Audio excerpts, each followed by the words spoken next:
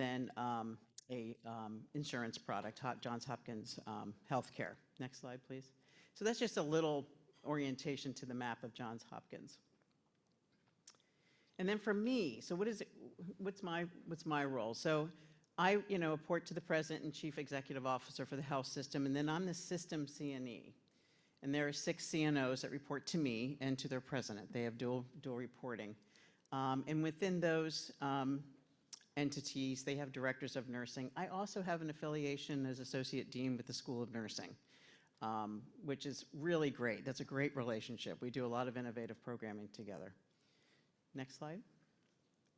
So that's kind of who we are at Johns Hopkins. And, it's a not-for-profit organization, as you well know. The 6 hospitals I already talked about and everything that we're made of. So 4 magnet-designated hospitals out of those 6. The last 2 submitted their applications in the last 35 days. So we're very excited about that. So they're well on their way, and in Saudi Arabia, that application will go in about 6 months. So excited. A base of 6,265 registered nurses. Next slide. So best practices for international recruitment. And I have to back up and tell you a little story because I think it's contextual for what I'm going to speak of. Because we know today recruitment is very different than it was 10 years ago, 20 years ago, right?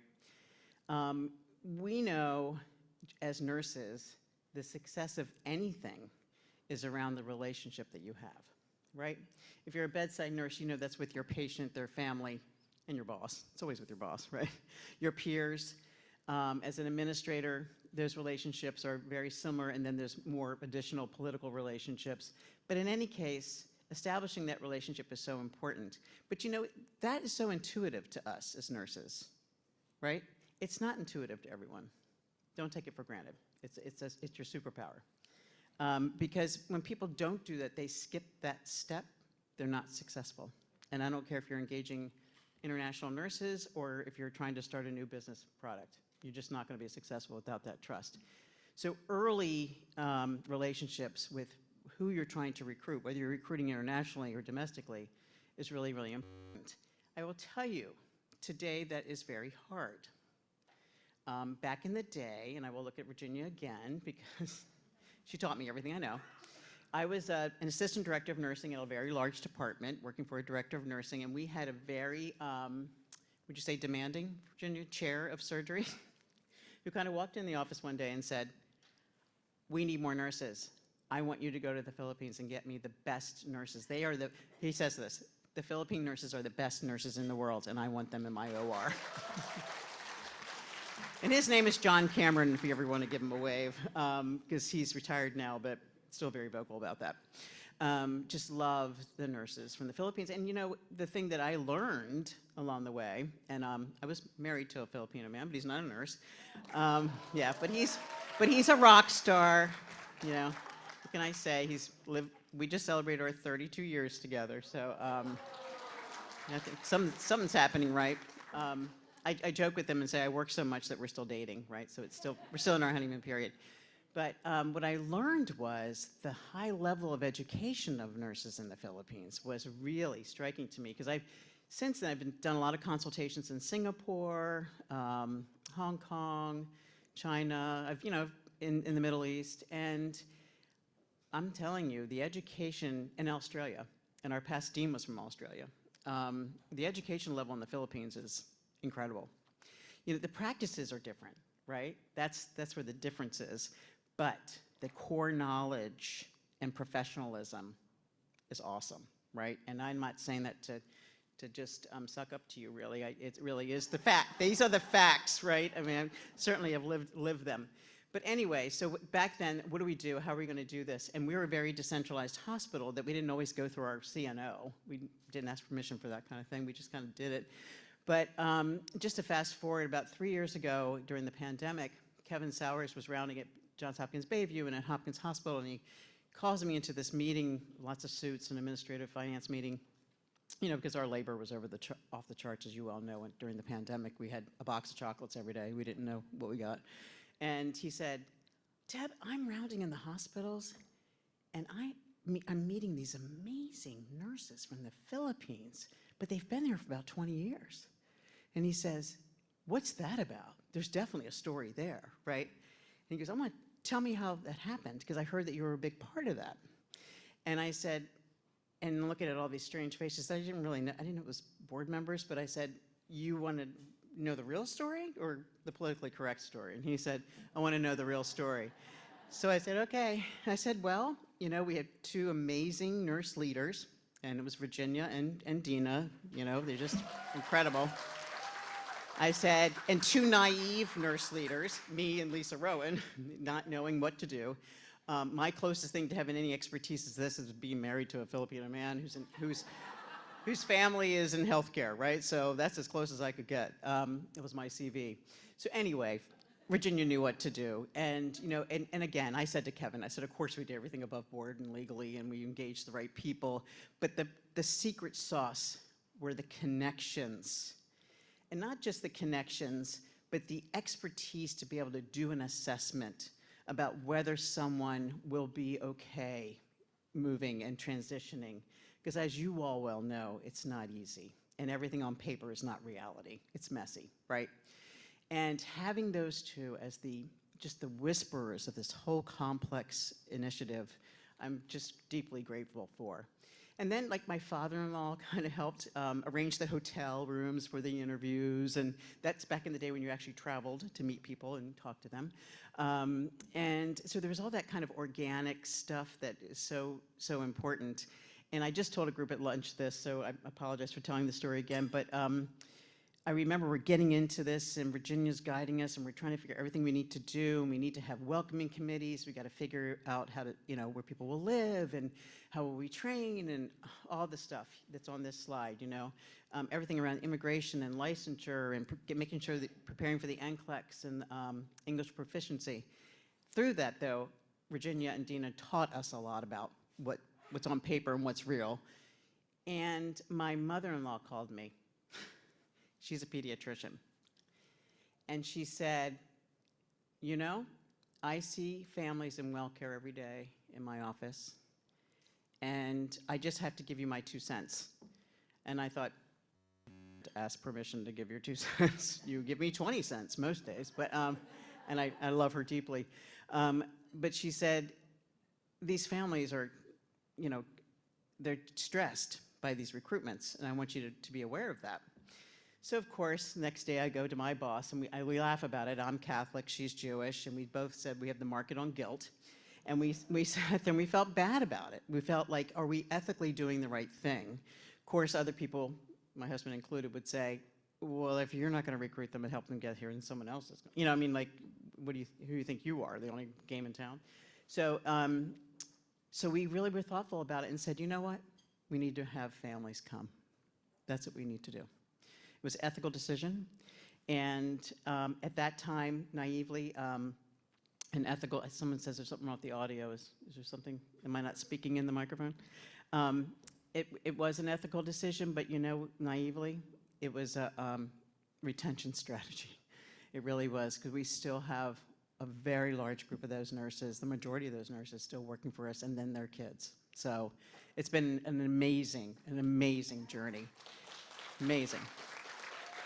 So again, I think the core of that was those early connections, right? Without those connections, and those connections don't stop before recruitment, it's after recruitment as well. Next slide. And I'm gonna have to go a little faster because I told my stories. So just like all the stuff that Dina and Virginia did and really assessing and interviewing and making sure these are good fits, on the other side, you know, our leaders needed to understand, you know, what this means. And so we had to do a lot of education with our staff. I have to say, you know, we did a really good job in this space. We really did. And I am, at this level, I've become the professional nag to the CNOs that report to me to say, don't skip this step. If you're recruiting internationally, make sure you're recruiting to units that are ready to be able to be flexible, to listen, to pivot. And again, we had really great resources at Hopkins with our human resources and just our nurse leaders. Our nurse leaders are very engaged in this kind of recruitment. That early mentorship, making sure that you pair nurses with someone early on is important even before they get here. And we recruited a large group at that time. Now, and I was telling Virginia, I'm not really happy about this, but our recruitment now it's tough, right? Because of all the bureaucracy, we get one and then two. And it's just so nice when people come in a group. Like, we all want to be part of a group, right? When we're doing something new. Next slide. Yeah, effective communication is so important. And what's interesting is, we recruit nurses from the Philippines, India mostly, and, language isn't a problem, right? And that's not what I'm talking about. I'm not talking about language. I'm talking about communication. And that effective communication, this works for our new grads and anybody that's transitioning into nursing. People have to know that they belong, and I test our new nurse managers often, and I'll say, I'm coming onto your unit, and I'm looking around. How do I know I belong? And they have to think about it. Well, I include them in the staff meeting. I'm like, that's not what I'm saying. You can be included, but you don't feel like you belong. So tell me what that looks like, right? Making sure, and we did a really good job 20 years ago, making sure we found really good living and transportation and a lot of acculturation support. My brother and sister-in-law immigrated from the Philippines as physicians and became nurses in the States, thinking that that was going to be a piece of cake, and it wasn't. It was actually, because they thought it was going to be a piece of cake, it was very difficult for them. I couldn't convince them that medicine and nursing is different, even though I was a nurse practitioner. They eventually did okay with a lot of help and support. Next slide.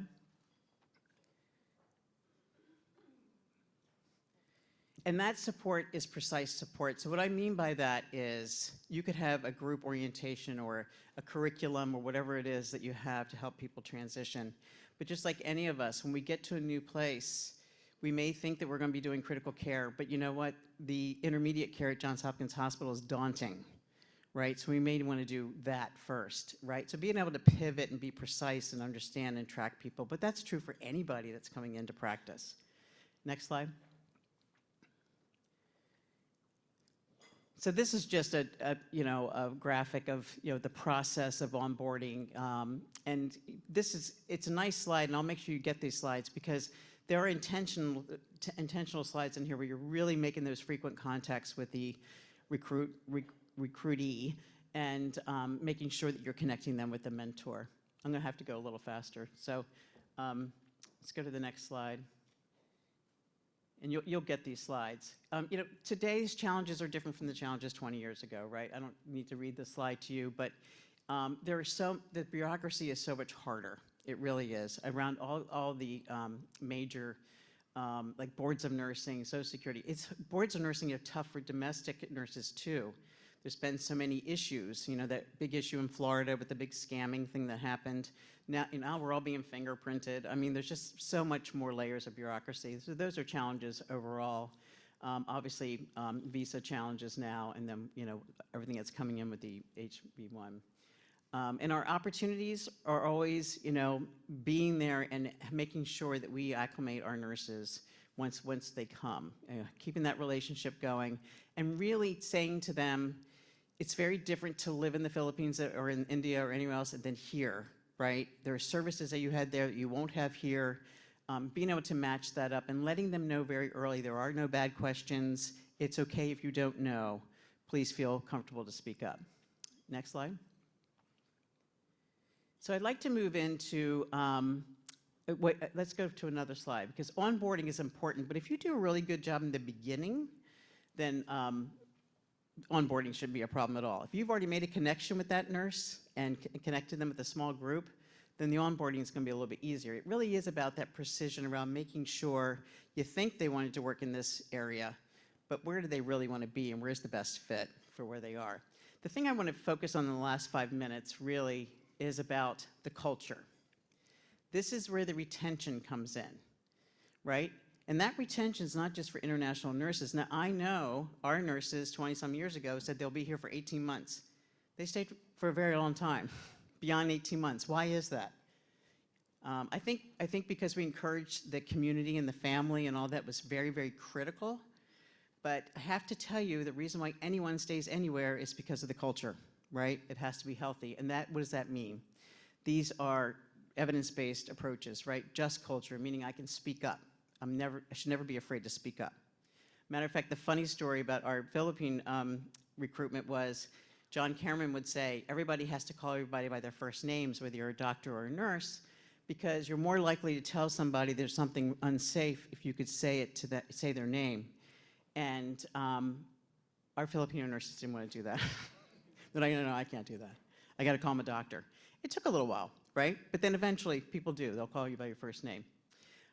So these principles, high reliability, making sure that we're really running our organizations with transparency and precision.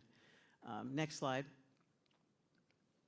But I think for nursing, it's not just it's healthy culture, because a healthy culture is for everyone. For nursing, it's a positive practice environment. And what do I mean by that? It's not just about being happy, right?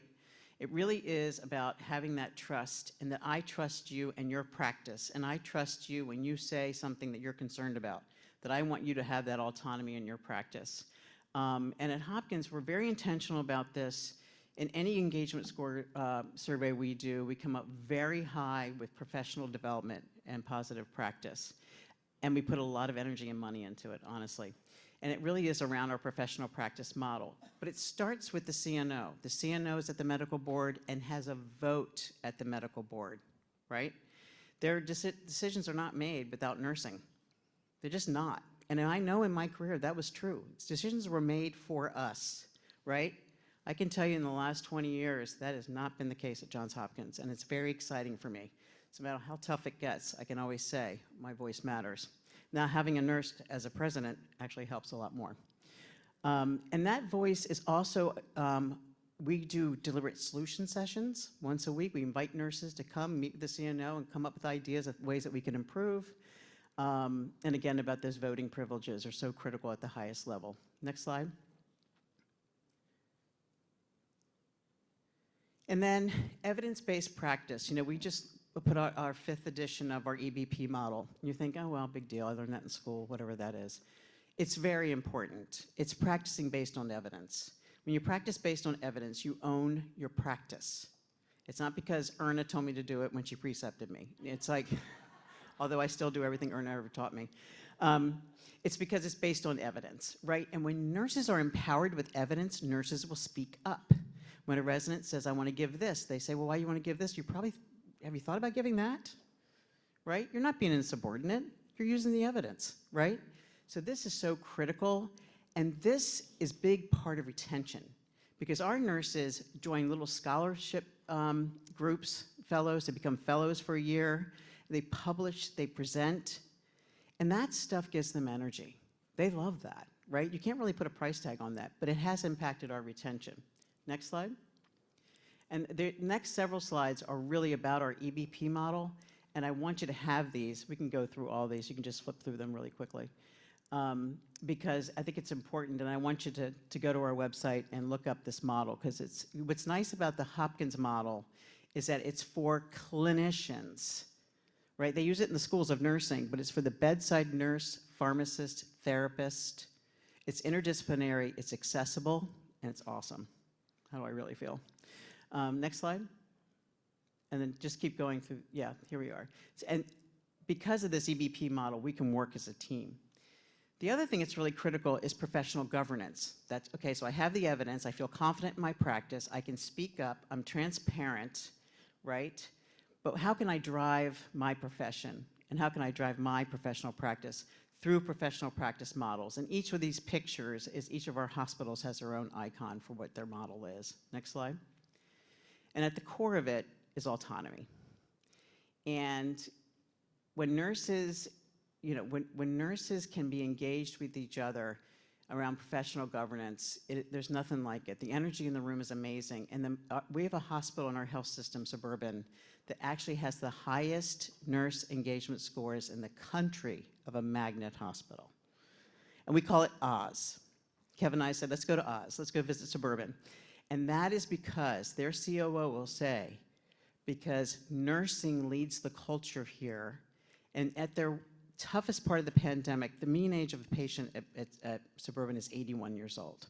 So you can imagine during the pandemic with advanced directives, they saw a lot of mortality. It was pretty sad. And, but the one thing that Leanne Sedone did was she always protected the time of the nurses to go to their committee meetings, to go to their councils. They never let up. They were putting up, you know, HEPA filters and trying to take care of patients, but they never canceled a meeting. That is not true across our health system, right? And that she was committed to that, and I think that's why. Next slide. So professional governance, and I'm not going to go into this, but I want you to have these slides because it's really cool. We've set up a system councils, right? So it's a fractal model. We have a system council that mirrors the councils at each of our hospitals, and we've even got it to the point where we do it on Wednesdays, like we've protected a day. So the morning is you do for the health system, then you go to your hospital and you attend the same meeting if you're on the quality council, let's say, at your hospital. So it's really cool that now they really feel like they're a part of something bigger. And this is just a graphic about how we manage the communication. Next slide. Right, so these are just the different councils. Next slide. Inquiry is really important. We have a Center of Nursing Inquiry, which has our EBP and our research. I really think it's the secret sauce for retention. I honestly do. Go on our website and look at the Center of Nurse Inquiry, and they do pop-up teaching on their social media. It's really cool, so please use it. Next slide. And what I love about this is that we also have a way to electronically, a nurse puts an idea in, that idea is vetted by our coordinating council, and they get a response back. And we'd make a decision at the coordinating council, do we start a community? No, first question is somebody already doing this? Right? Somebody already trying to solve this problem? And then if it's worth doing, should we form a community, which is an ad hoc, has a beginning and an end, to solve this issue? And we've done so much good work in this space using the frontline voice. It's an electronic system, and it's really cool. If you want to know more about it, actually you can use that QR code. Next slide. So, you know, what are our accomplishments coming out of this? You know, again, the big accomplishment is retention. Our turnover has plummeted since during the pandemic. I think of it as an artificial time. You know, and we had a boomerang and people came back. After they traveled, made money, paid off their school loans, they came back, which is good. So we're in a really good place right now. And to have this focus on a healthy culture, professional practice, autonomy, we've shrunk our dependence on contract labor, we hardly have any. And we're able to really focus on career mapping with nurses, you know, really professionally developing them. So if you're coming into the country and you're saying you're going to be here for 18 months, or you're graduating as a new grad, or you decided to move across town and work at Hopkins Hospital, I'm really hoping the very same structures and processes in place are where it's going to keep you. I'm not naive. If I can keep a nurse for 3 years, I find that a win. But if I can keep that same nurse within our health system for longer, that's a super bonus. So. Thank you. I want to take questions now because I know I'm going to get the hook, right? So thank you for your time. The slides are here, though. There's a lot on the slides. So I really want to hear your questions, though, because I think that's really where the discussion is good. And are they able to hear online? Because there's some audio issues. Okay. And there's Mike. Just step up to the microphone. There we go. Good afternoon. Good afternoon, Dr. Baker. My name is Warley Remigio. I'm the Vice President for Nursing Professional Development and Practice Excellence at Hartford Healthcare. Oh, wonderful. First and foremost, I'd like to commend you for amplifying the value of professional development.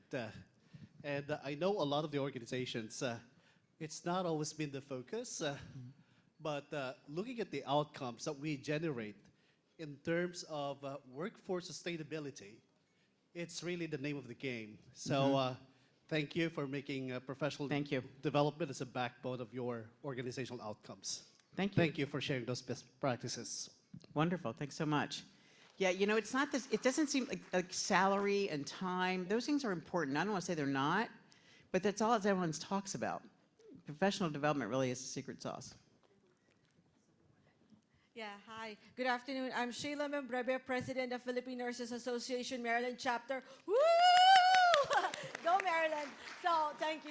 So, Dr. Baker, so I just want to let you know that what you have done for us. I'm part of that group that came here over 20-something years Yeah. ago with Virginia Alinsao and Dina Krzyzek, our mentors, and they continue to mentor us, and we just had this positive experience that we felt that we had to pay forward, and it has that multiplier You guys have effect. done that in spades. I just want to let you know that there is a Filipino nurse at the infection control department during the pandemic who was running around helping and saving lives and, and caring for our providers. So I just want to let you know, thank you. Yeah. That Thank connection you. is for you thinking about us and our families. That's why we stayed, because we saw a family at Hopkins. So Yay. thank you very much. Wonderful. Thank you so much. Go Hopkins! Yeah.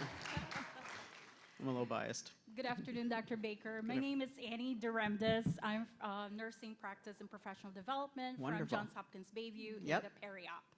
So that was the first wave. So right now we're actually seeing a lot more IEN coming in. So I would like to hear from you, because you know that it was a positive response to that wave. What is our plan for this IEN, because it's different from that first wave? So now Yes. Thank you for asking that question. Yes, ma'am. And Thank you. and thank you for what you do in Peri-Op. I know, I love Peri-Op nurses. Our Peri-Op nurses win Hopkins Has Talent every year, right? They're amazing.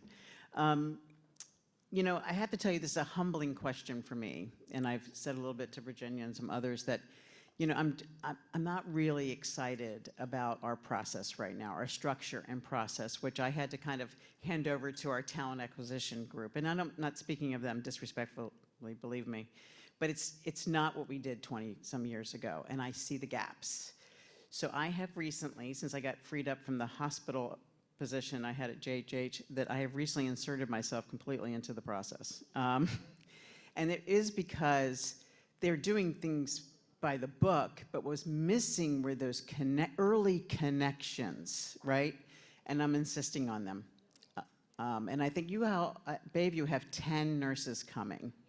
And I'm so super excited about that. So at Bayview. And you have a new CNO, John Davis, right? So I just met with him about this yesterday, and I said, you and I are going to welcome these 10 nurses, right? And we're going to get there early. So, but I think that's what's different. And again, people aren't coming in together. They don't, it's nice when you have a buddy, or you have 3 buddies, right?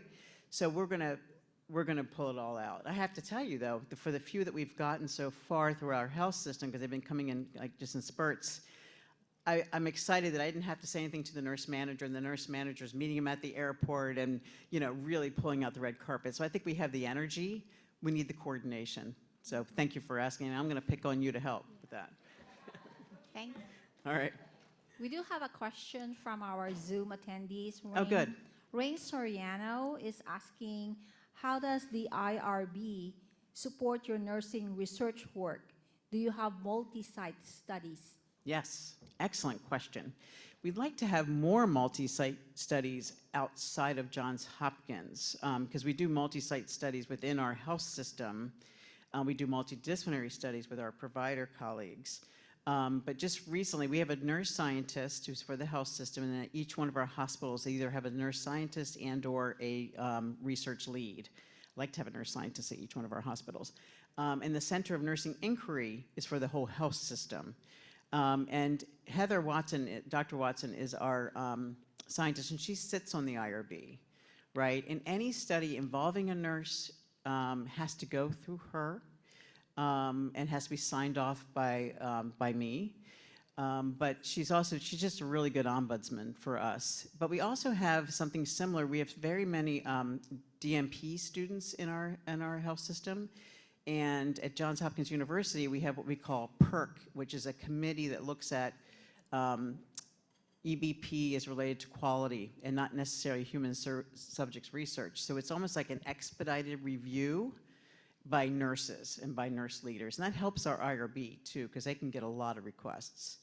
So I hope I answered your question. We're on the IRB. Yeah. I think up next. Hi, Ivy. Hi. So as you know, Dr. Baker is my mentor when I was in the School of Nursing. So, so you have mentioned Dr. Baker, and I know everyone can agree here that not all organizations have the same structure as Johns Hopkins Hospital and the whole medical institution. We are very lucky, I'm very lucky, and I think majority of you here can say that we are very lucky that we somehow passed by or became part of the Johns Hopkins institution. So for that, in all of the organizations that don't have executive sponsorship, such as what you're doing right now in order for you to nurture retention and at the same time professional development for nurses, you have talked about the brand and the caliber of the care that we provide as Filipino nurses. Mm-hmm. So how do we elevate the relevance and the visibility of that care? Because I know for a fact that oftentimes we are not seeing the work that we do until we get to the leadership and we create a stage for our fellow Filipino nurses to be able to be part of that cadre of decision makers. So what would you like, what can you suggest or recommend for us to be able to elevate that practice in this, in the healthcare industry? Yeah, good question. You know, belonging to a professional organization like this is definitely the first step, right? Because reputation, the reputation of the Philippine Nursing Association is really high, right? So I think it's really important to be connected in professional organizations, and not just this one, right? Also, whether it's critical care, if it's the ANA, I belong to AONL, as well as nurse practitioner organizations. Being connected that way, and also like through the academy, is really, really important in order to educate people. Because I think at the core of this is that not all nurses are educated the same. And I just shared with you, there are nurses in our country that aren't educated at the highest level the way Philippine nurses are, right? So there's discrepancies. No one can assume that the American nurses are educated at a higher level. That is not true. We just happen to have targets like magnet and things that we work towards. We work hard at it. But we can't say that every nurse that graduates has a BSN, right? You can't, but you can. So that educating people about how you're educated is really a first step, and being part of a professional organization. But I also would challenge you about giving yourself voice. Because I find that nurses sometimes are too timid to speak up. You know the famous story when Barack Obama had the AMA president, the ANA president, before he was kicking off the ACO, and he said he wanted to learn from them what are the biggest obstacles to try to do Accountable Care Act in the United States. AMA president gave him a nice bulleted response about what the biggest challenges are: bureaucracy and paperwork, right? Insurance companies. And the ANA nurse leader had an opportunity. You know what she said? Ditto. Right? So don't miss those opportunities to speak up. And it also means at the bedside, right? Speak up, raise your hand, be respectful. You push back respectfully. That is being assertive. And I have to encourage a lot of our internationally recruited nurses to do that. I know it's hard, right? You're in a different culture. And you know, you got to take that risk. And knowing who your supporters are, your stakeholders, and taking that risk to speak up, I think is also something that really has to happen. It seems like a simple thing, but it's not. Yeah, hi, Dr. Baker. My name is Senan Cabalfin. I'm from New Jersey. Wonderful. And PNANJ, New Jersey, PNAAF, PNAAA. I'm a member of all the of it, right? organizations. Excellent. Yes. So 40 years ago, I was on that side of the fence. I was recruited, and we went through all the cultural adaptation, personal readiness, and all the, you know, whatever you presented Sure. with us. But now, I'm on the other side of the fence. That's the reason why I'm here, because I would like to learn both sides. I was now I'm recruited through what you call that lottery. So I have some nurses and caregivers who I recruited here. Now my problem is even though they are professionally prepared with all their credentials, with all the orientations we did, you know, the transitions and onboarding and all that. Sorry, I have you know. No worries. I'm You're in good hands. I'm COVID negative, okay? Just want to let you know. It's just a regular seasonal Gotcha. thing. Yeah. So you'll hear me coughing, but I'll cover. That's why I have the napkin all the time. We're immune to COVID now. Okay, yes. Matter of fact, I don't think COVID exists anymore according to our Yeah, government, so that's we're why I good. have a little sore throat here. So my problem here is their personal, behavioral. Because as you know, the Filipino, we are used to yes, boss, yes, doc, you know. Yeah, I just So- said that. Yep, it's true. Yeah. So now in here, that's still, they carry that. How can we transition them? And even though we keep them to be community integrated, like they attend right away, I tell them to come to the PNA and join the community. But still, when they're on the field already, they still cannot talk. You know, they're still, yes, doc, yes, doc. I said, voice out, say something, you know. You know, I'm so glad you brought that Yeah, up. so that's Yep. that's what we really need to implement even before they come to USA. Their behavioral adaptations or their personal changes. So that's all. Yeah, Can no, you help that me is, with that? I'm so glad you called it out, right? Because it is a significant issue. And what's fascinating to me, though, it's a significant issue for a long time, and then it's not. And what I mean by that is, it is one of the hardest things with Philippine nurses to get them to speak up. And we want them to speak up, especially in the operating room and really places that where safety is just counting on them speaking up, right? So, you know, we could think about what are some of the early, it's almost like simulation, role-playing, I think multidisciplinary, because John Cameron, who's a pretty formidable surgeon, right, kind of developed the Whipple, says to you, please call me John. Like if he's saying that to you, you probably should call him John, right? But even here, I'll say, in the planning of this meeting, Dr. Baker, Dr. Baker, Dr. Baker, and I would say, call me Deb, call me Deb, call me Deb, call me Deb. And I was telling my husband, people still call me Dr. Baker. You guys are very respectful. And it's something to be really proud of, right? Because I'm trying to get my kids to write a thank you note. But it's something to be super proud of. But when you get into the areas of healthcare and safety and quality, we're depending on our nurses to speak up because that resident was a medical student 2 months ago. Pretty scary. So the patients are depending on it. And I think the connection could be, and Erna could keep me honest on this, when you tell a Filipino nurse that a patient doesn't have assigned consent and that could impact their OR outcome, they will not let the doctor get past them into the OR. I've seen that.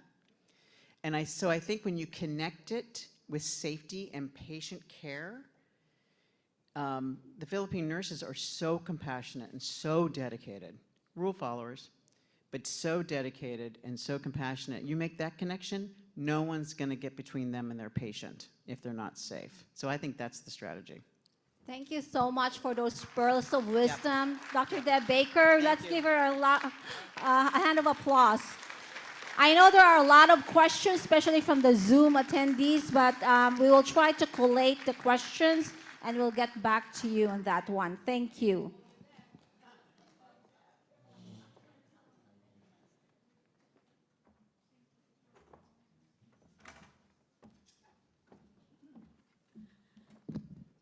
Now that you've learned a lot from Dr. Baker, it's time for you to answer your questionnaires.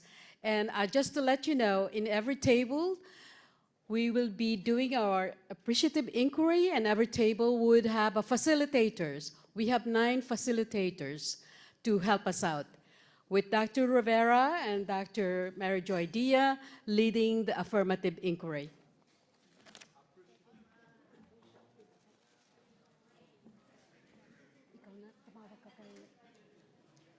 Dr. Baker, kayo na ni Ray?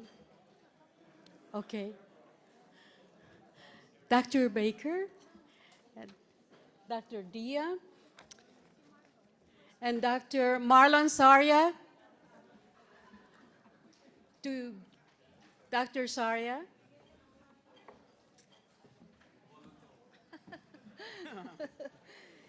This is an appreciation of you sharing your time and expertise with our PNAA. It's no longer inaugural, but the IEN summit that we're facilitating through our Eastern Region Conference. So thank you so much. Oh, it's beautiful. Small gift. That's our handbook for the Filipino nurses immigrating to the United States. Good. That's PNA.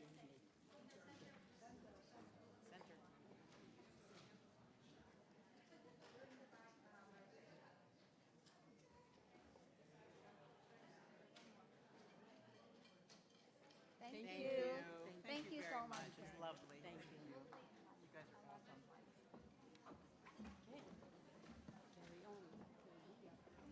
Thank you so much. And now we're going to move on to the next session of our program. I'm going to call Dr. Ray Rivera to please come up the stage. And this person doesn't require any introduction. I also want to acknowledge our facilitators, Jonathan Gapilango, Larnie Florencio, Janet Kwai Kong, Madeline Yu, Warley Remigio, Virginia Alinsao, Marielle Joy Bidona, Femari Bidona, and Senen Kabalfin, who will be working in each of the table in trying to facilitate our breakout sessions. And also Catherine Peller. There you go. All right. Can you make that bigger? No. Oh, okay. So hi, good afternoon. Can you hear me? So I am Dr. Ray Rivera. You could call me Ray.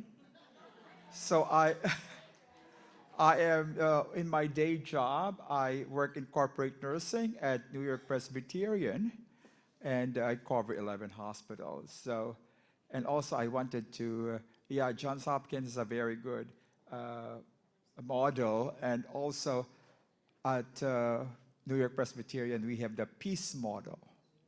Yes. So yeah, and I just wanted to tell the people that I just published an article on Nurse Leader on how we support nursing research across the enterprise of 11 hospitals. So you could read that. So, but at any rate, we're going to talk now about appreciative inquiry, transitioning, onboarding, and acculturation of international educated nurses.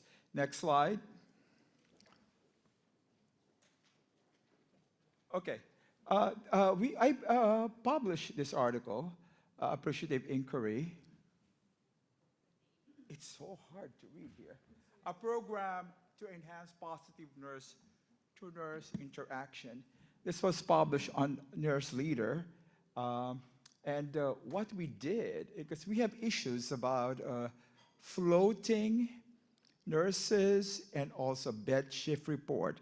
This is about a decade ago. I was sent in 2014. I went to Case Western and learned appreciative inquiry with Dr. Cooper Ryder, David Cooper Ryder, and Ronald Fries. So, you know, it was cool, and I learned a lot. So, so I can't make this bigger. No?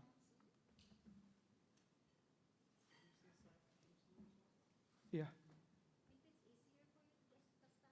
Yeah. I just need cues because I know this by heart. I published this art. Yeah. So so what is appreciative inquiry? Appreciative inquiry, as we said, you have your handout, right? It's a model of organizational behavior developed by Cooper Ryder. It is basically a strength-based, positive approach to OD and change. It's more emphasizing on working well, you know, to build or building on those success to envision and create desired future. So there are 5 key components. One is the discovery. Definition first. You need to define what you want to study. Discover, dream, design, and destiny. So the first one is definition. Identify the topic to explore. As I said to you, we wanted to look at floating in the hospital that we have, and also bed shift report. So we want to identify, right, to explore and learn and improve the process. The discovery next is recognize the best and identify the best practice. And the dream is to envision how to make what is good even better, right? And then destiny is to develop what could be, and then finally implement the best designs into practice. So let's move on. Next slide. So this is it. This is the appreciative inquiry. Next slide. So this has been applied to healthcare, right? Enhance multidisciplinary communication, improve handoff processes and discharge planning, improve inclusion of older adults with cognitive challenges, and identify best practices. So, and the study focuses on nurse-to-nurse interaction, as I said, particularly in floating. You know that floating from one unit is very what? Stressful, right? And also, bed shift report, this was in 2014 when I did this study. The S-bar was just like coming into fruition. Next slide. So we discussed the 5 cycle. Next slide. These are the best practices that we identified. One is the bed shift report. So the nurse will introduce to the incoming nurse to the patient in a positive manner, involve patients in their care plan, use clear non-technical language, reassure patients about continuity and quality of care. And years ago, we had to update the whiteboards. Now it's all electronic, right? Yeah, in 2014, oh my God, it is whiteboard, so, right. And also floating. We identify best practices using the appreciative inquiry. We provide float nurses with welcome materials, right? Maps, codes, guides, and we assign a body nurse, and we acknowledge and thank the float nurse, the nurse manager, and maintain consistent assignments and provide support during breaks. So the result of this were all positive. So it's terrific. So this is the application of appreciative inquiry, and we published it on Nurse Leader a long time ago. Next. So these are the cultural shift and sustainability. We will give this material to you so that we have to move on. Next. So the key messages to nurse leaders: positive framing promotes psychological safety and team cohesion. Culture change begins at the unit level, driven by empowered clinical nurses. So here, when you use appreciative inquiry, you hear the clinical nurse's voice. So and that's very, very important. And appreciative inquiry fosters innovation, connection, and a shared vision for excellence. So now, next slide. So how are we going to apply appreciative inquiry in terms of, go back. Oh, okay. In terms of transitioning, what else? Onboarding and acculturation. So next. So this is at the end of this workshop. You have a 3-credit here. Contact hours. We will describe the core principles of AI, or not artificial intelligence, but appreciative inquiry and nominal group techniques. Have you heard about nominal group techniques? Yes. And AI, or appreciative inquiry. And we will explore successful practices and strengthen the transitioning of onboarding of IENs, and co-create actionable ideas to improve the IEN acculturation and process. Later on, we'll be voting, and we will be using Slido.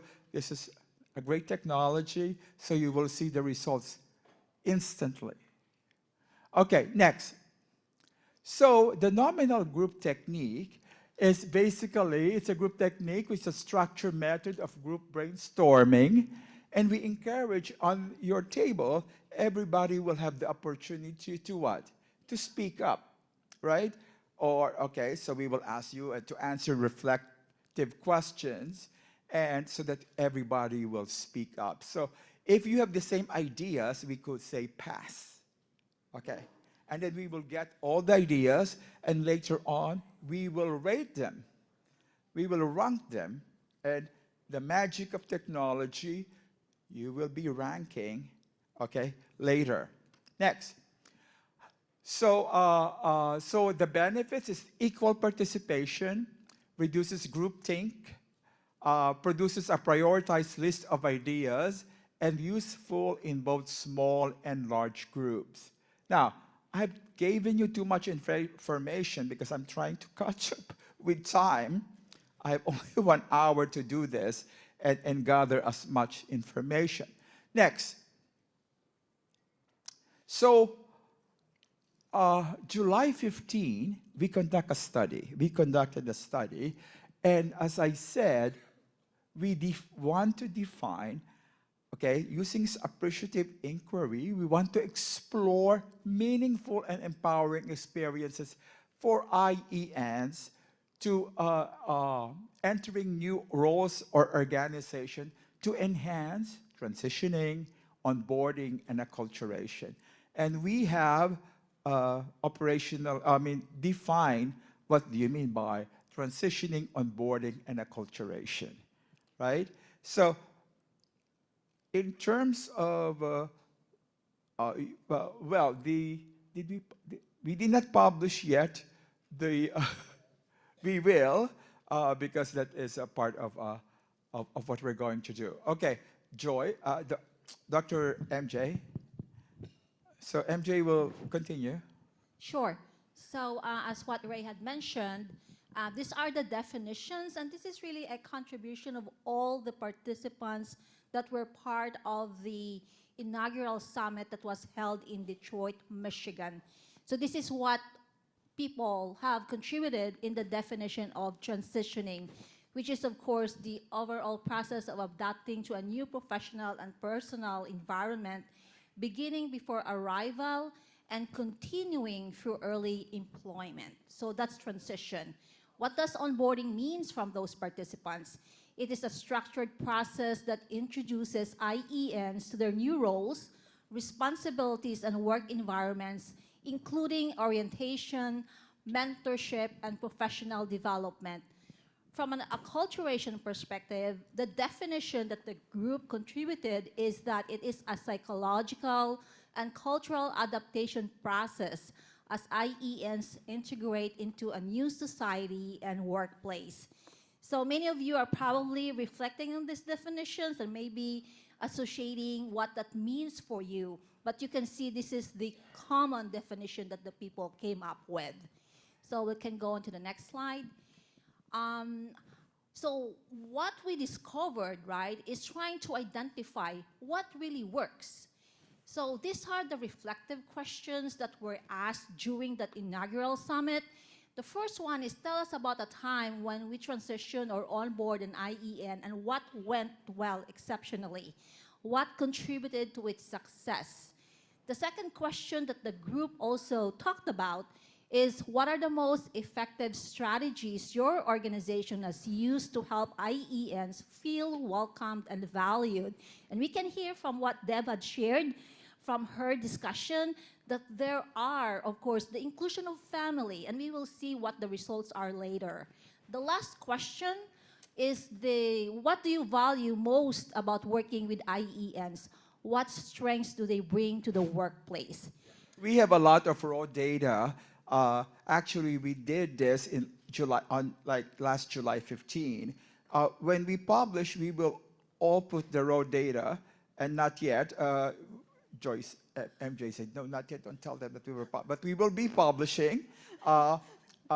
since I'm on the editorial board of Nurse Leader, I just wanted to make sure by next year we need to publish this. And that will be great. So the results, right? We have several themes. We have, oh my God, a lot of data. It took us about 12 hours just to type it, and then later on integrate all the themes. And MJ, what are the themes? Next Yeah, slide. we can go over to the next slide. And mind you, this is not just the in-person participants. These are also feedback from our Zoom attendees. So for those that are listening through Zoom, we want to make sure that you also feel proud that your input was also taken into consideration. So these are the key themes from the previous discussion that we had in Detroit. Who amongst you were there who participated in Detroit? Can I just see a raise of hand? Okay. All right, so there's several people here. So thank you for your active contribution. So the key themes are community inclusion, right? It's cultural and social support networks. This is what matters to people. Structured mentorship, consistent orientation, and experienced preceptors. The third one is psychosocial support, which includes family involvement and emotional well-being. The fourth one is organizational engagement, welcome events and recognition programs. Like how many of you were welcomed in the airport, right? That's what we hear. That's the common conversation that we hear at the time. And lastly, what are the strengths of our IEN? And many of you can relate to this: resilience, clinical expertise, and cultural diversity. So this is just the results from those questions that I mentioned earlier. Yeah, the part of discovery is actually looking at what works well, right? And Deborah discussed about this. These are, what works well at Johns Hopkins and other institutions. I know I could relate this because these are also the items at where I work at New York Presbyterian. So next is... Next slide, please. So the second phase of the appreciative inquiry from discovery is to dream. Imagine what could be, right? So these are the questions that we ask the participants. Imagine it's 3 years from now and your institution has become a national model for IEN transition. What would that look like? Next question is, what new supports, practices, or relationships would exist to help IENs thrive personally and professionally? And the sixth question was, what does a culturally responsive, inclusive onboarding experience feel like for both IENs and staff? So after collecting a lot of data from the Zoom and from the actual, I don't know how many people we had, Like July close to 15th. 270. 270. Yeah. We got all the materials, and finally, we were able to put into buckets. And next, what are the themes for our dream? So this is what their vision is for the future, right? A national model for IEN transition. Institutions offering robust support systems and inclusive practices. The second one is professional growth, leadership workshops, tuition reimbursement, and career advancement. Inclusive culture, trust between staff and leadership, cultural sensitivity training. For the retention and satisfaction, high employee morale and feedback-driven improvements. And lastly, culturally responsive onboarding, which includes inclusive events, team-based mentorship, and safe environments. Okay. Can you relate to this? Okay. So before we move on to the next two phases of, this is exciting, the next two phases will be design and destiny. So which we will work with your group. So next slide. Go ahead, MJ. All right, so we will request for our group facilitators to go into your assigned tables, right? And then if you go to next slide, Sue, We will have a recorder. We'll also have a timekeeper. I know we're running behind, so we'll try to fast track, so to Okay. speak, our facilitation. And these are the roles of our recorder and timekeeper. They already know what they need to do. Next slide. And for those that are in person, right, make sure that you are situated in each of your table. For the Zoom attendees, we have attached the questionnaires on the chat message. If you have not seen that, please feel free to check it again. Or you could check the QR code or the link. So this way you can open the survey and answer it from your end. Okay, so we have each table should have a facilitator and a recorder. Okay, facilitator, please. We're good. Each table has a facilitator. Yes. All right, Okay. so we can go to the next slide. Okay, are you with us? Do you have a facilitator and a recorder? Okay. Okay, let's move on. Go ahead. All right, so make sure we're gonna brainstorm, right? We will select and rank after we brainstorm and we'll tally the votes. So that will be after the discussion. Okay. So the design is this is the workshop activity, right? Participants will brainstorm additional ideas, and each participant will select and rank their top 3, right? We will tally the votes to identify the most impactful and widely supported suggestions. On each table, next slide, on each table, you will reflect on what specific practices, tools, or rituals could we implement to support smoother transitions, onboarding, and deeper cultural integration? And how could we leverage the strengths that INEIs bring to co-create a meaningful transitioning, onboarding, and a cultural experience? How many minutes do we need, Dr. Rivera? About 5 minutes. Yes. Yeah. Some of them are repetitive, so yeah. All right, it's 2:05. Please start your discussion up to 2:15. For the Zoom attendees, please start putting in your response to the Survey Monkey that we have provided.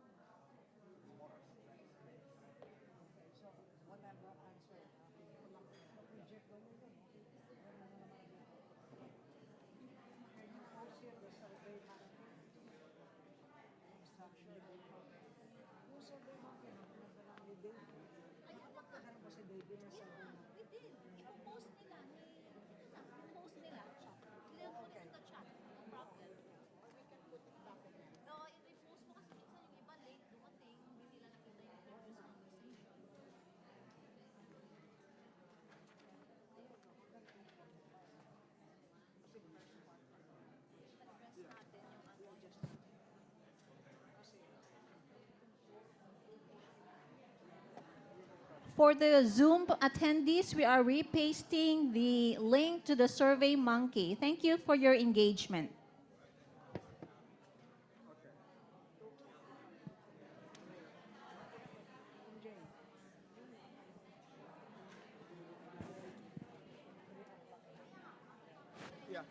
Also, for the for the Zoom participants, there was a comment about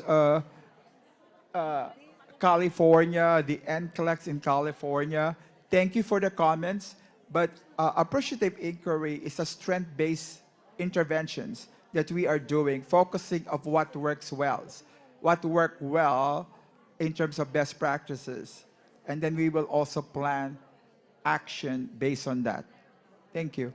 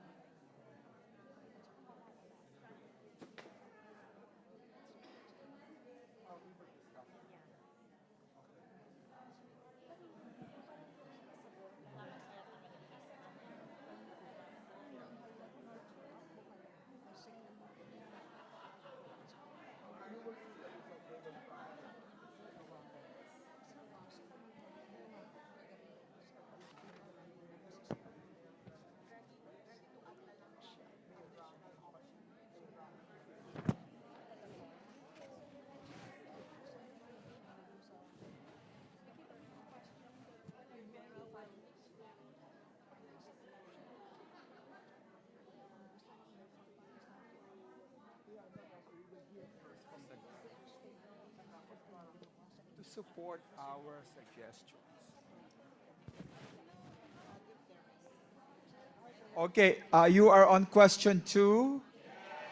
How about 3? He was in question 3 already. Okay, moving along. Go ahead.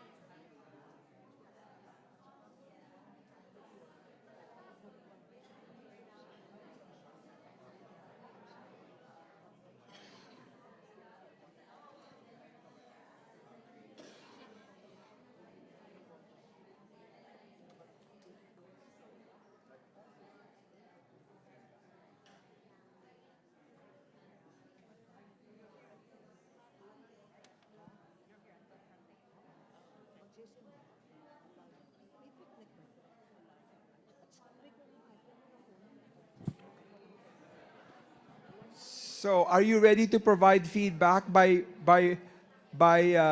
table? Okay, ready? Yeah, it's okay. It will take a while. Okay, who wants to provide feedback? Okay, yes, Joy. Microphone, Joy.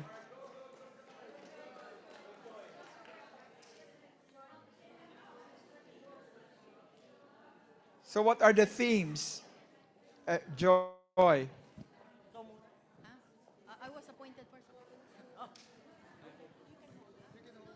Because I need to look at my notes.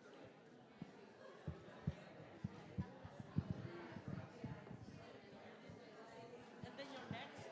Okay. Oh, you're helping. Okay, I'm next.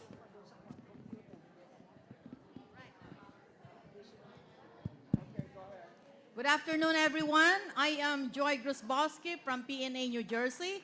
I am joined by my dynamic group, including Amy Alcante, who is a Chief Nursing Officer locally in Maryland. All right, so for phase 3, here are some of the additional information that we think if we have to create something now, we would like to include the following. Appointment or employment of assimilation specialists in the healthcare system or a specific hospital who is responsible for onboarding, assimilation, and enculturation of IEN, and that is my role in our healthcare system. I can talk more about it later. And then the next is that we would like to include pre-employment workshop. What we mean is that they arrive here, and then we partner with any school or medical center that has simulation center, and we are going to provide the necessary skills depending on where they're going to work. Because anecdotally, some nurses have trouble adjusting because the skills they learn in the Philippines, the acuity of patient here, and all the technology is quite different. And then we would like to re-echo what has been mentioned in one of the chapters in the past, the ate kuya or body system. Okay, ate kuya, or like similar to like big brother, big sister phenomenon. We also want, based on lived experience, there was this what you call group hiring and also living in the same building where everyone shared experiences, whether positive or negative. And then we would like to continue the direct assimilation yielding opportunities program, which is being implemented in Texas. And from our constituent, what she had found beneficial is that she shared her story so other people were able to understand her well. Okay. So storytelling narrative. And then someone mentioned that since IENs also are assigned in Saudi Arabia, UK, there has to be a what you call a global support system, either orientation and enculturation or other phases of the program. And then we would like to hold a webinar with case studies, how to approach a scenario or a diagnosis, and also how to communicate with multidisciplinary team. For the computer piece, and this is what we had found, majority of nurses, and that's my experience, depending on where they came from the Philippines, they may be either tech savvy by texting, but not necessarily the keyboard. Okay. So an introductory computer course, and or we call it simulated air keyboard if they don't have a computer, and that will be introductory. The next is what you call a cohort living. If I live in the second floor, you live in the third floor in the same building, I may be experiencing something, I go to you, we share, and we celebrate at the same time. And finally,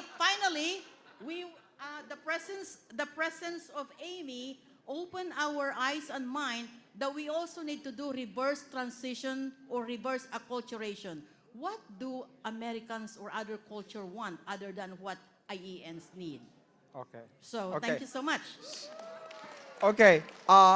Can we show the different suggestions? Okay.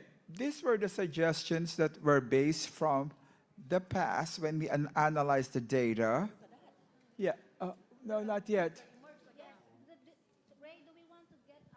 Yes, but we are starting adding so that if it becomes a trend, we will have to add it on the suggestions. Okay. So we are adding while people will be talking and sharing the results from their Okay. table. And once we complete the gathering of feedback from all the tables, then we will show and rank these recommendations. Okay. So just watch that. We make sure it's on page 2. We have already some of the bullets, and if you want to add that were not mentioned there, participants are encouraged to contribute. Make sure that you report that later. Okay? Okay, next group, Madeline. Oh, you're first. Okay. They are first. Yes, go ahead. Hello, this is Jean from PNA Maryland chapter. Our group is, I think, a very diverse group because we have new nurses, we have seasoned nurses, we have nurses from the floor, we have nurses from the administration, we have the chief nurses, we have the young ones and the old ones, seasoned ones. Okay. So our group says the following. For the reflective question number 1. No. Right? Themes of all of the 1, 2, 3. Okay, so what we have said is this. We need to have cultural awareness. Okay, go ahead. We need to have some cultural awareness of what is healthcare in America. there should be a comparison first of what kind of technology we have here and what kind of technology we need to know so that we will be prepared when we come to America or to any other country. Then we need to make sure that that new employee should have a day or 2 days or so to shadow a provider, like for example in the emergency room or something. Not just nurses per se, but providers, because some Filipino nurses are kind of like timid. They don't want to talk to or say something about something whenever they have to deal with a provider. The next question is about mentorship. They said, one of the suggestions of our group members says, we have to make sure that we could consider the same background of the mentee and the mentor. Because sometimes when you pair them with somebody who's different, the accent is different, the way they teach is different, then there will be some kind of a gap. Next, they also wanted to tap the nurses' potential with regards to the kind of knowledge or the kind of experience that nurses has in the Philippines. Because sometimes that's how we learn to understand where these new nurses are coming from. Also, there should be a trust and understanding between nurses and preceptor. There should be a fit between preceptor and orientee because that pairing of the mentor and orientee is very, very important. Most of the time, they would say the mentor is actually eating the young, making the young feeling inferior.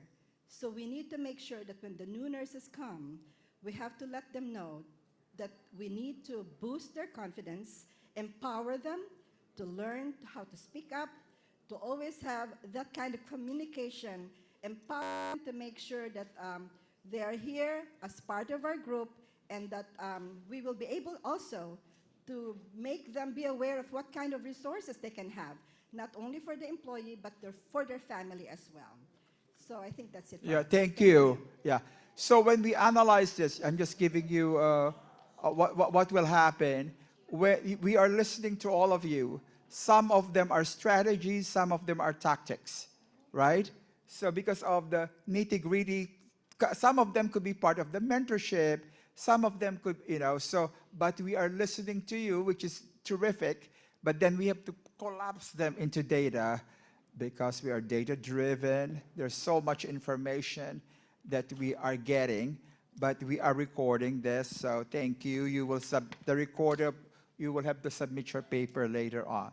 Oh, Madeline, you're next, your group. Go ahead.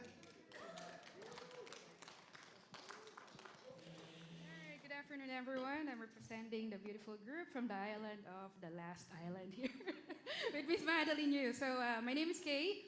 I am a traveling nurse for 18 years, and a person probably who knows onboarding would be me, right? So, all right, so we talk about the first one, and the most striking part is how do we, help and use the tools that we have. And the three things that you mentioned there was onboarding, transition, and acculturation. Acculturation, yes. So when you look at that, there's 3 chunks of information that needs to be, that's expected of a new really arrived nurse, but we're not talking about the mental health of that nurse as well, right? Being away from the family. So now, if I'm gonna put 4 of that, all right, let's just for 3 for now. The most striking one is really the buddy system. Why? Because like Dr. Baker said, trust. Trust is important. How can I deal with a person I don't trust? Will I get support from the trust, right? So the buddy system among our group was the most striking one that we need to support them. Now, if you're talking about 3 things that we need to adjust to, the expectations is always not what the realistic is. And having a buddy system before the nurses arrive here is a very critical information. Who will they go to if they have a question? Who are the community that they will reach out to if they have questions? The next following that is the transition. Transition when it comes to when we get here, how do we get houses, how do we open banks? These are all new system in America that needs to be, talked to about, because as a person who takes grievances, 20 emails a day in my inbox, I probably have 100 inbox a message. The first question is, I'm here in the United States, what's next? Okay. Okay? that's a trying question there. What's next? Who do I call to? What do I do? Where do I go? I don't know. They gave me an Uber credit. I don't even know how to use Uber. Right? Yeah. So transition. And the last one is, of course, the culturation. As a person coming from Philippines, when I started traveling nurse, I made sure that my clinical skills are at what the expectations for me. But the problem is, I don't know who I'm working with. I don't know their culture. So acculturation is very critical when we are onboarding nurses here in the United States, because if I don't know how to ask, how will I know? Okay. Okay, so the next one, second question, the topic we discussed is how do we leverage those the strengths of our IENs, right? So engagement, because the first thing we have to know is what strengths do you have and what limitations you have. Unless you know the limitation strengths of these nurses, you won't be able to help them. And sometimes we think that they know, but we really don't. And sometimes the false assumptions will always lead to disputes, and they don't trust now the people who they're working with. So engagements and open to change is very important. Not open to change by the nurses, but the nurses come here, but open also to the change of the mentors who are taking care of this. Okay. Are the mentors open to change that? Let's remove assumptions. A lot of these nurses really don't know what their expectations are. Okay. Okay, mentorship and support is very important, only with a trusting relationship. Yeah. What I heard from you are mentorship, basically, right? And then some of them will be tactics under mentorship. Some of them is your focus on where they live, blah, blah, blah, and how they cope, right? So that will be part of that bigger picture, and those are the tactics that we have to make sure that we include in our initiatives. Who's next? Yes. Oh.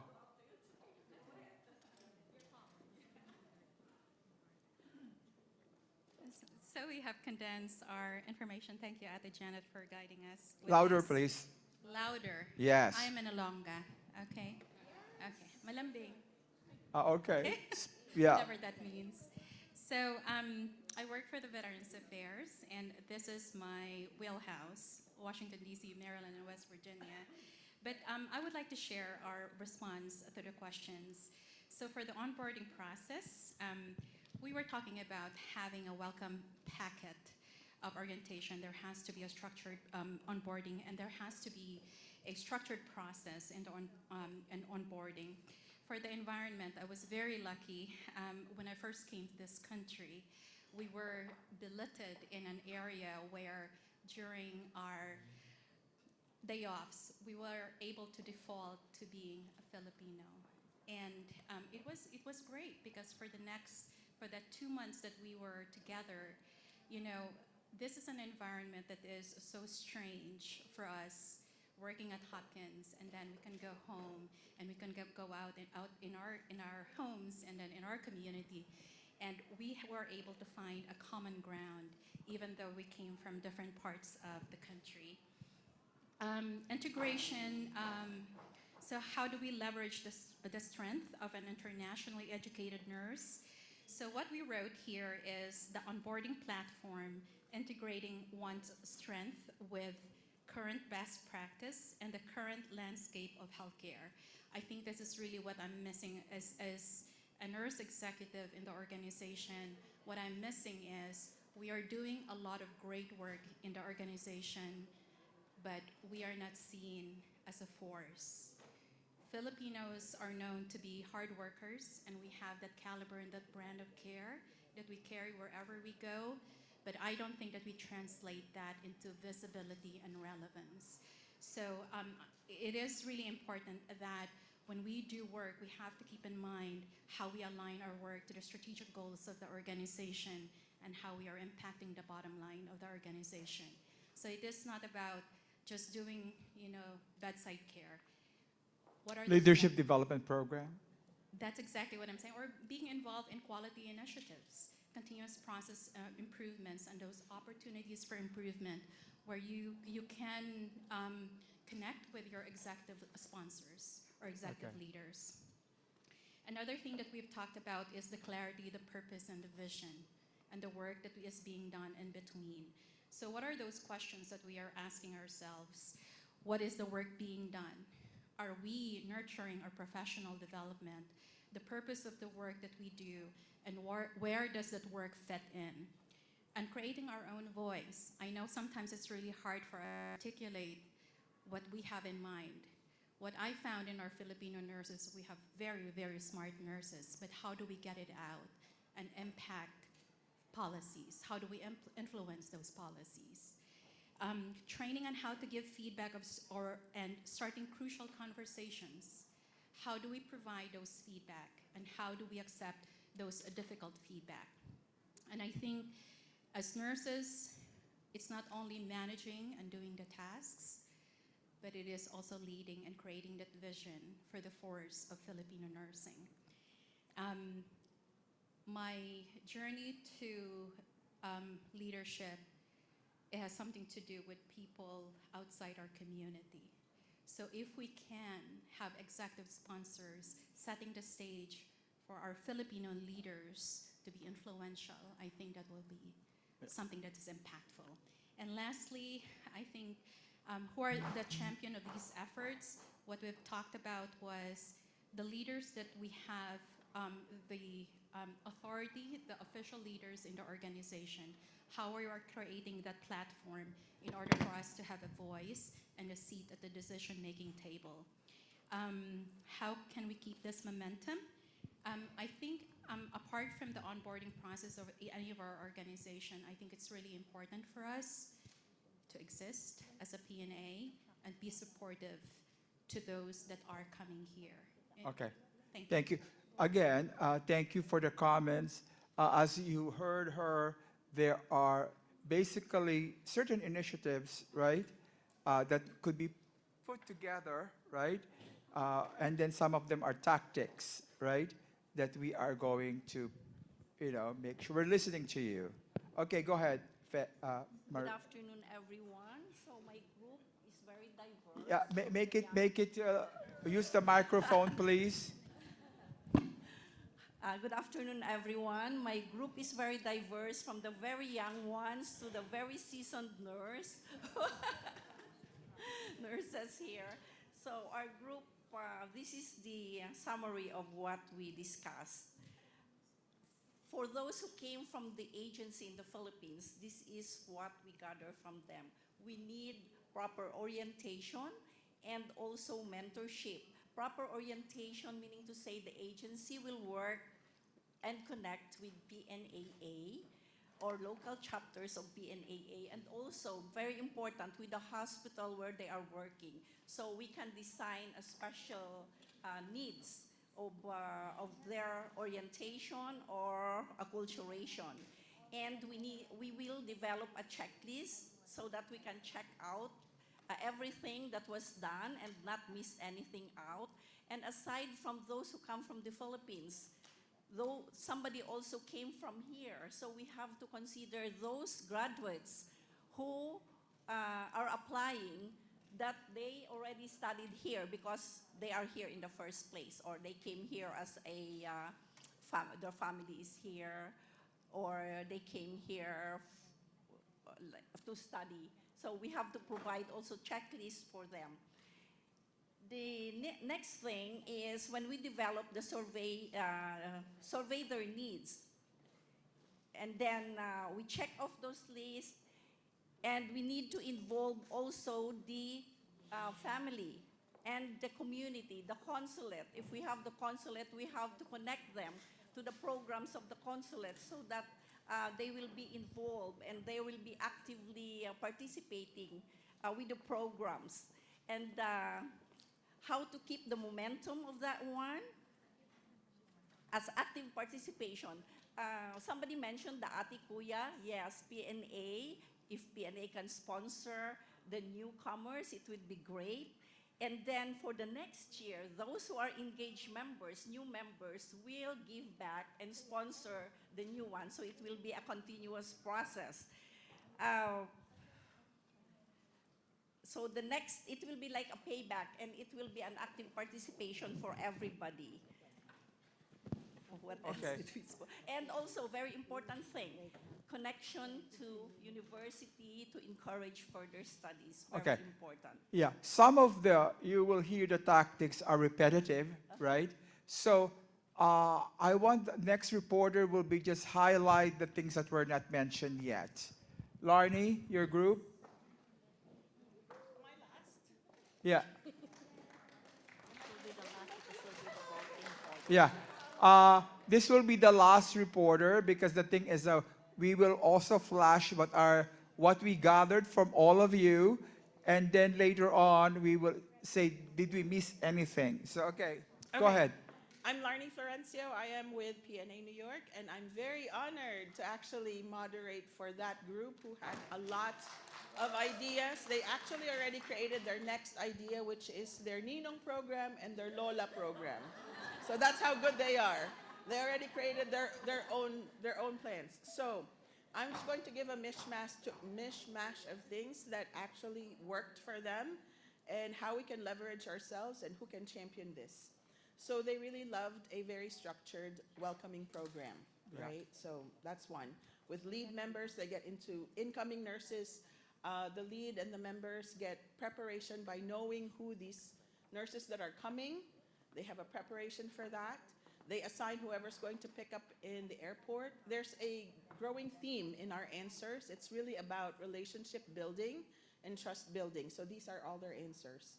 An onboarding list of how to help the Filipinos, like where the church is, where Filipino communities are, who the Filipino community contact people are, organizations like PNA, the Ate Kuya program, hospital-sponsored events with banks, with churches, rental properties, and all of that good stuff. Structured program from arrival to onboarding, and a follow-up checkup with the IENs after. You know, so some of the programs are only good in the beginning, but nobody checks on them 6 months down the line. Involvement of hiring managers from day of arrival, so they get to know their hiring managers right away. Okay. With license processing, they get help from them, employment paperwork and all of that good stuff. Consistency and consistent updates. Communication is very key, and this, I had 2 IENs and they really appreciate that everything was really communicated to them in real time. Connect with Filipino organizations to help them build a sense of community and acceptance right away. We had one, she's 4 months, newly arrived, Mercy Please. Hospital, Please Maryland. stand up. She came from the Middle East and she said it was hard because she had a comfortable life in the Middle East, and coming here, it was a completely different culture. So she really appreciated the constant communication of what to expect next and what the plans are, and connecting to have a sense of community. Huh? So who can advocate, leverage, champion for this? This might be the first hard one, is to learn how to speak up, right? We need to find our voice, amplify our voice. We need to provide feedback. We need to let them know that even though collectively we're Filipinos, some of the assumptions of being Filipinos may not be individually true. So that this is why we have to speak up, find our voice. To join an organization, it doesn't matter if it's PNAA, your neighborhood organization, your church organization, join an organization. Learning about the US healthcare system and organize, this is from our special guest, the husband of one of our nurses.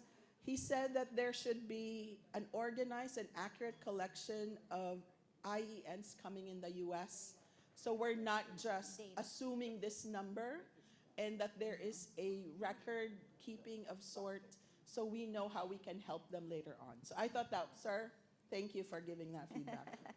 And at the end, they said the healthcare system is everyone's responsibility. To champion initiatives like these, it should be a collective effort from everyone, including the IENs that are coming in. Thank you for all your feedback. Now, we will, before we vote, we wanted to tell you what we gathered. Can we show the... While Susan is saving what we have gathered, I know there's a lot to digest and to raise point. There are rankings that we need to do. We also want to acknowledge the responses from our Zoom attendees, right, which is really great. We're making notes of that. And of course, we will collate those information that we gathered from Zoom as well. So while Sue is trying to project and show the results, right, this is the compilation on what we have.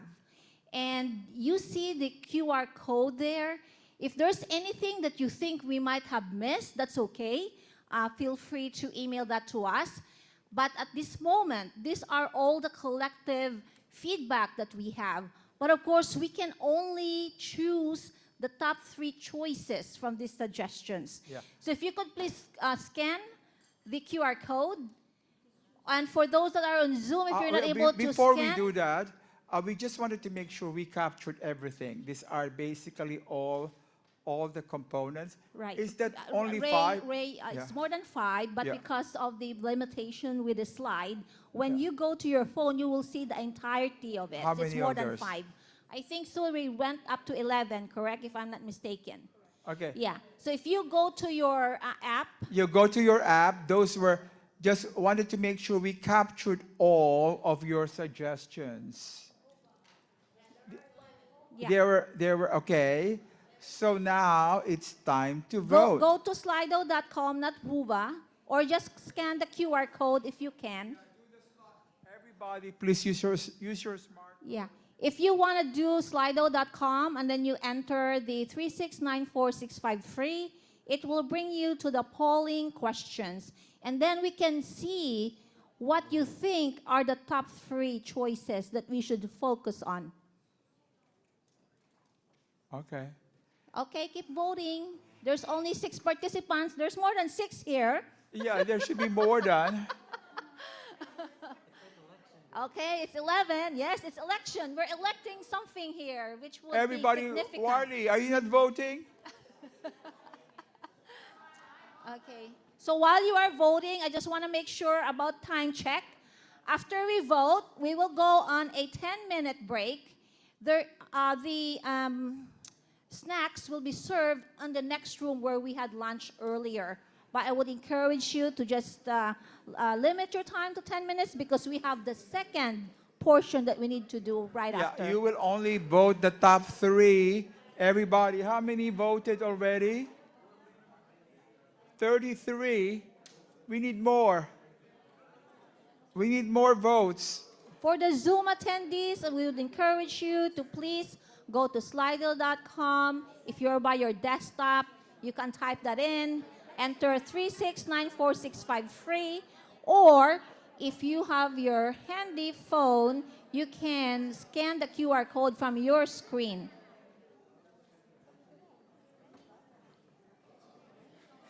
And please note that this is also input that we gathered from the previous discussion in July. Yeah. Okay.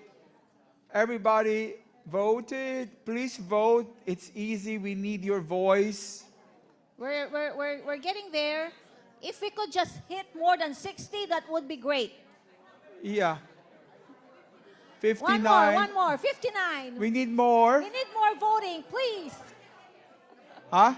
When you voted, you could go to. After you vote, you could go to your break. Okay, 65. All right. Thank you for your participation. We will have a short break. We'll review what we voted when you come back.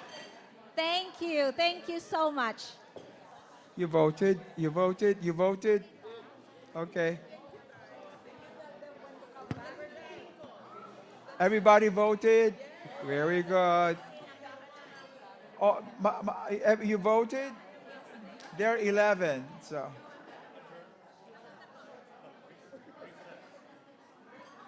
Yeah. You voted? Voted? Okay. Huh? Yeah. Okay. What time are we coming back?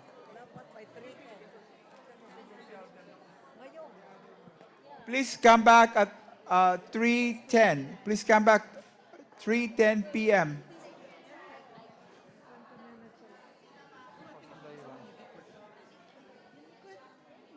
It keeps updating. Huh? It keeps updating. There's the number up there right now. Teka, ito yata sa kanya to kay Mary Joy.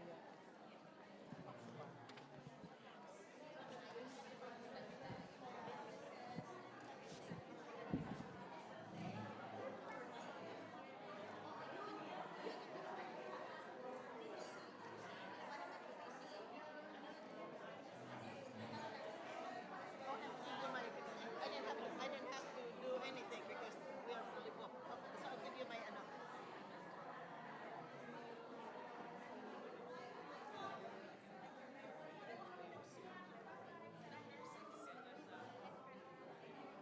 Sabi ulit ko na sa'yo. Oh, okay. So you don't lose, I don't lose it.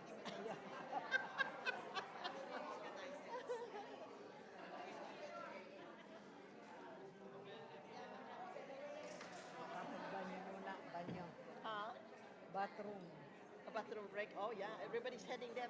Ah, ganun ba? Everybody No, but say. you know, no, they probably will be heading more after the coffee. Oo. Correct.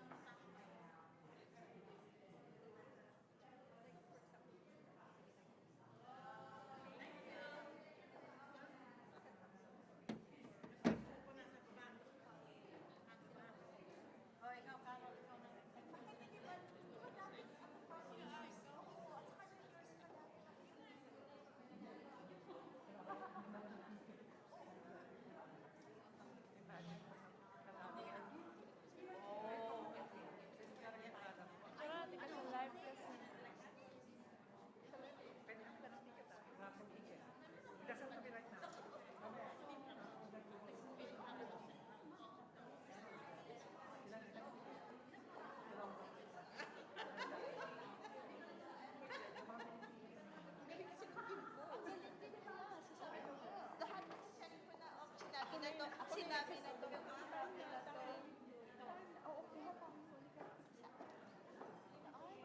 Limited ba?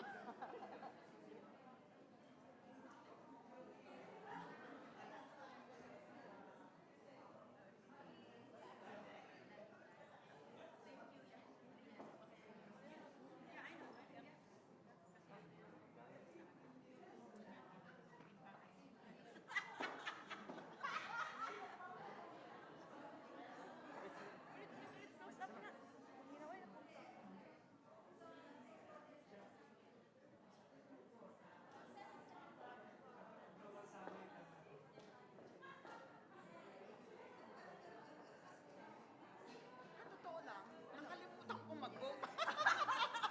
Sayang din yun, no? Isa din yun.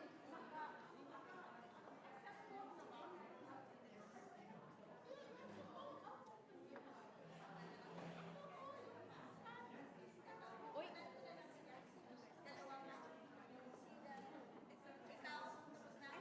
Ay.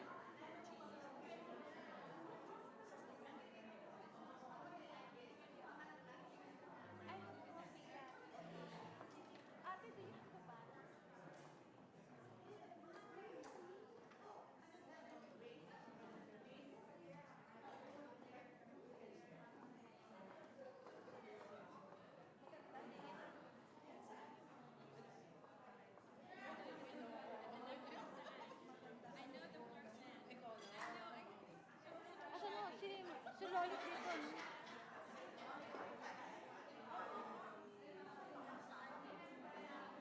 Pinakyaw niyo na, ah. Tapos, naiwan ko sa hindi ko alam saan sila.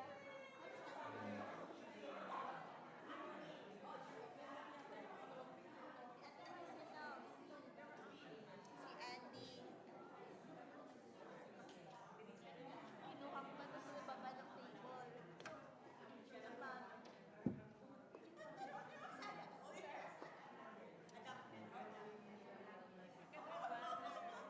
Ah, wala. At least Tita Maya has her banner, so we don't have a banner yet.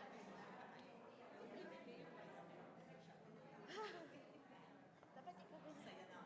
So, member of Nani. Si Tita Marilu. Dalawa.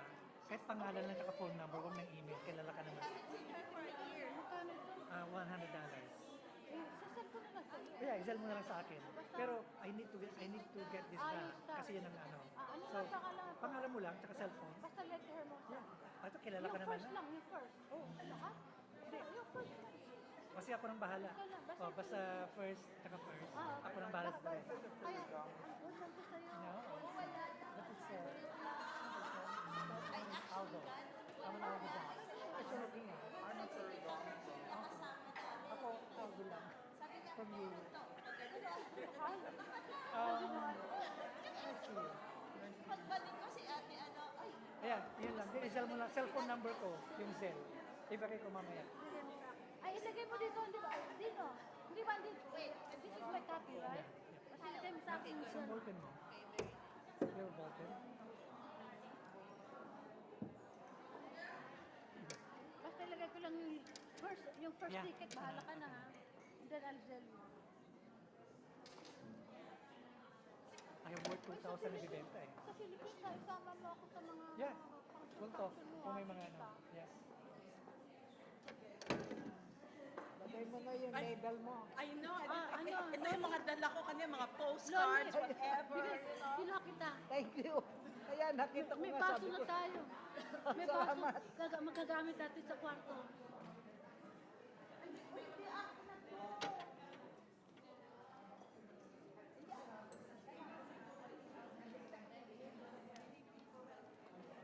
Oh, wow. Oh, ang laking mug. Kaya nga, may baso tayo sa kwarto. Ano ito? Basta bigay. Whatever. I don't know. Tea? Hot or cold? Compress. Hot or cold compress. Oh, ito. Kinuha ko rin si Juliet. Loli. Kinuha ko rin Ay, si Juliet. kinuha mo. Thank you. Oh, meron pa nyo, no?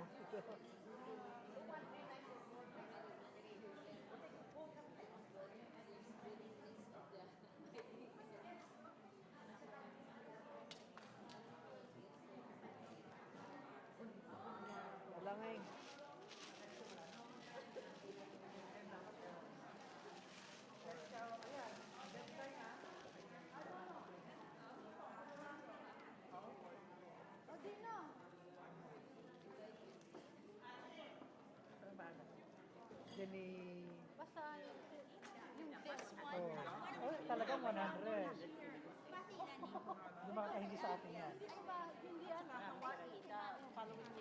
I-sell mo na lang. Pareho kayo, i-sell mo na. Pero I need the tab. Colorado Springs.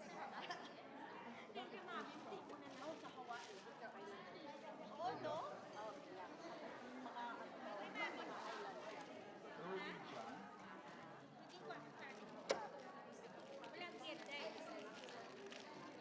Gusto ko sama nyo na yung kay Juliet dyan, hawakan ko na lang. Hawakan mo na muna. I gave him his.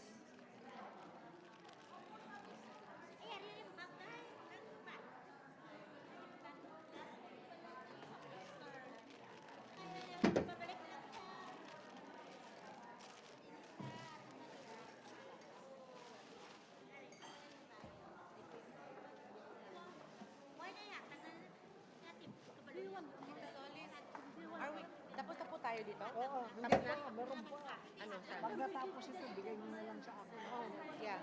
Ano, saan na tayo?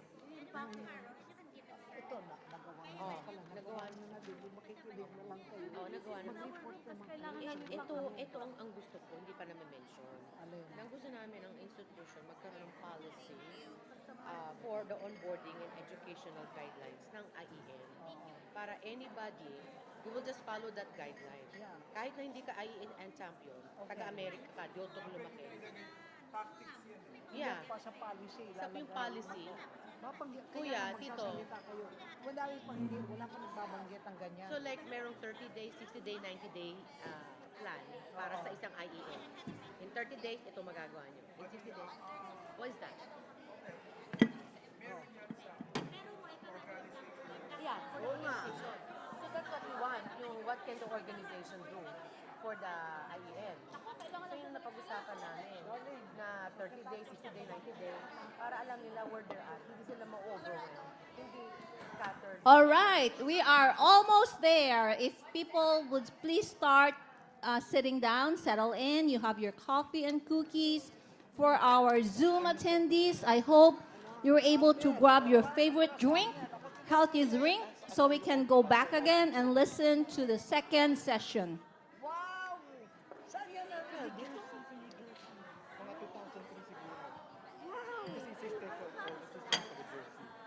Nandun siya, nandun ka. Nandito ako noon, oo. Nasaan That's ka? 2000 medyo. What a, oh wow. Sabi ko, Ano picture ka now and then?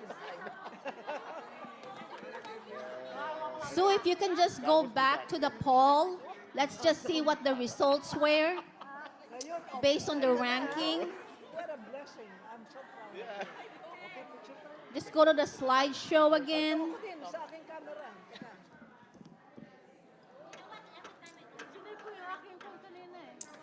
All right.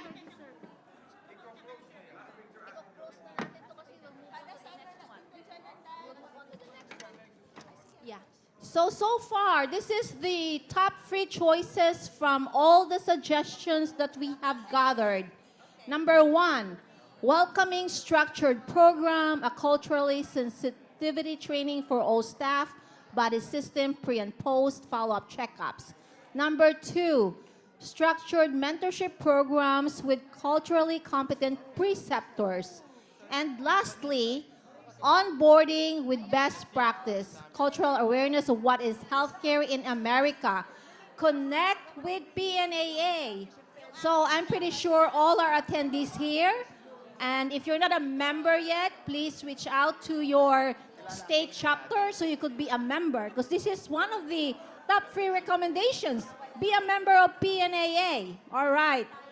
I'm talking, so this way our Zoom attendees who are listening are able to also see what was the result of the poll that we just did. All right, so if we could just lower our voices. If you can hear me, please clap once. Oh, they're listening because they clap more than once.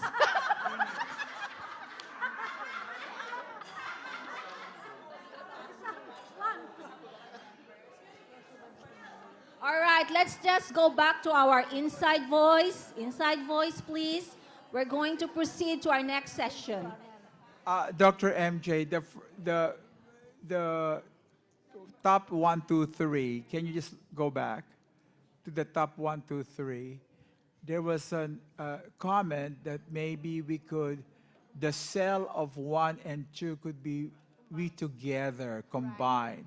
Because a structured program, part of the structured mentorship program, and then we will have a best practice, yeah? Yes. And then number 3 is will be mental well-being support. That part could be also part of Family we will inclusive. look at the ranking of this based on your votes. Yes. Right. Okay. Yes. All right. Thank But you this so is much. this is great. Thank Yeah. you. Good observations, Dr. Rivera. We appreciate you. Okay, so let's go back to our next slide, please. Now that we have our sugar, are we all awake? Perfect. Now let's go to our facilitators. Just a reminder, please go back to your table so this way we can go back again. We will now proceed to the destiny activity. Remember, this is the last one, the destiny. Where are we going, right? What direction are we going? So from the top ranked design ideas, we will co-create now action items. Remember, Dr. Ray Rivera was saying these are strategic versus tactical. I think that's what we are aiming for the destiny activity. So we will discuss who can lead, what small steps to take, and how do we maintain the momentum. Especially, I can feel the energy in the room. We need to keep on sustaining this engagement with our IEN. Next slide, please. This will be your reflective questions. What small steps can we take now to move toward that ideal of transitioning, onboarding, and acculturation? Who can champion these efforts?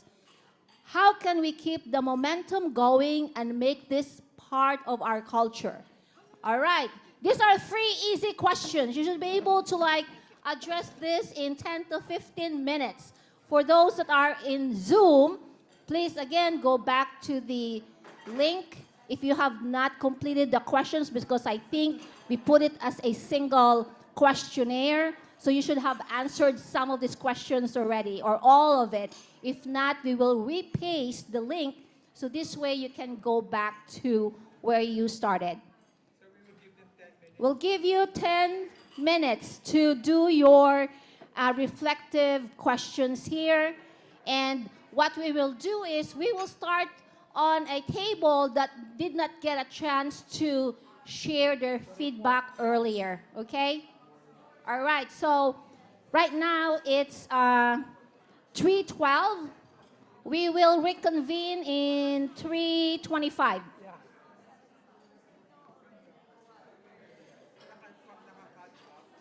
Yep, kasi 4 p.m. na yung kanilang start. Tama, 5 na we should be done. Sila. 4 to 5, sila.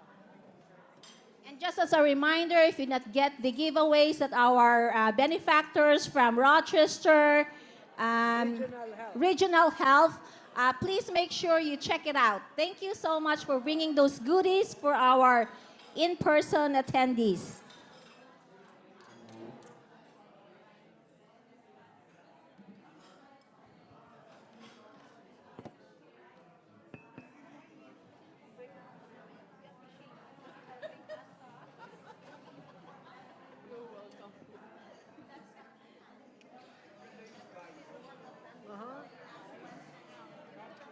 Nakaptog na kaagad.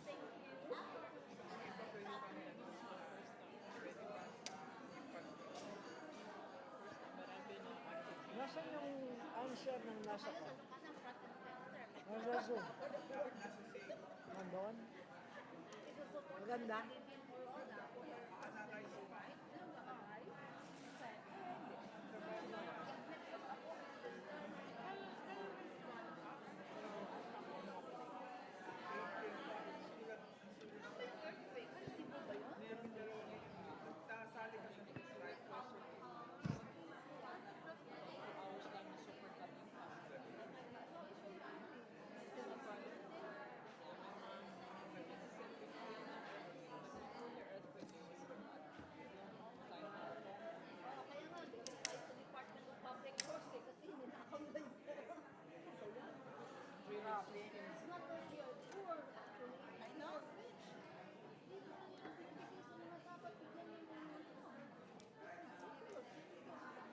wonder what will happen. If they will really get, Kamusta ang throat mo? Mabuti ba? Oo nga.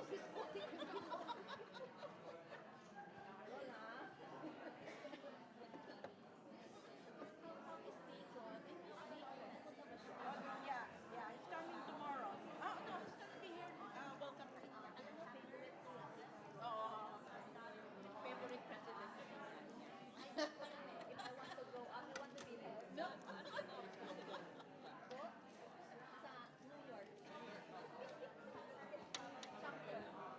PNAA president 2 terms ago. Pandemic. 2020 to 2022. I can imagine. I was still working. Welcome. Welcome ngayon. Welcome din. Dito.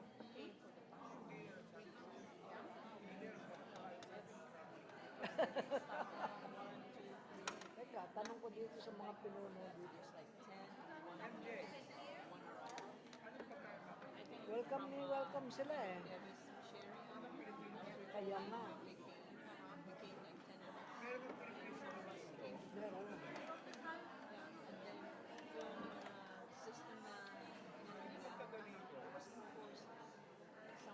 Yung may nakaribo na pula.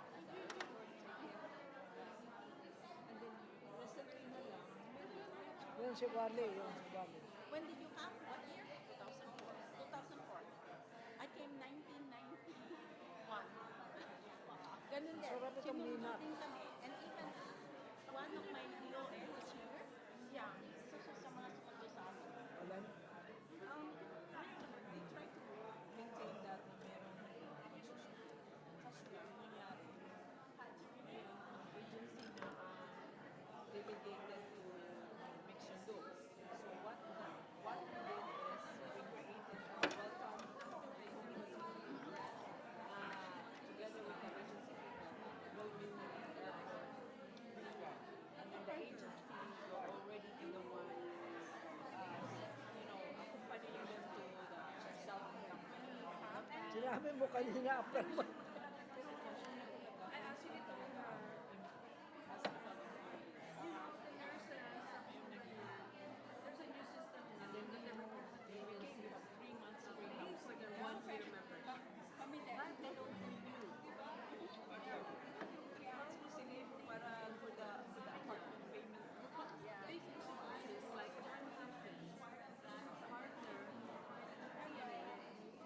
so that they could enforce on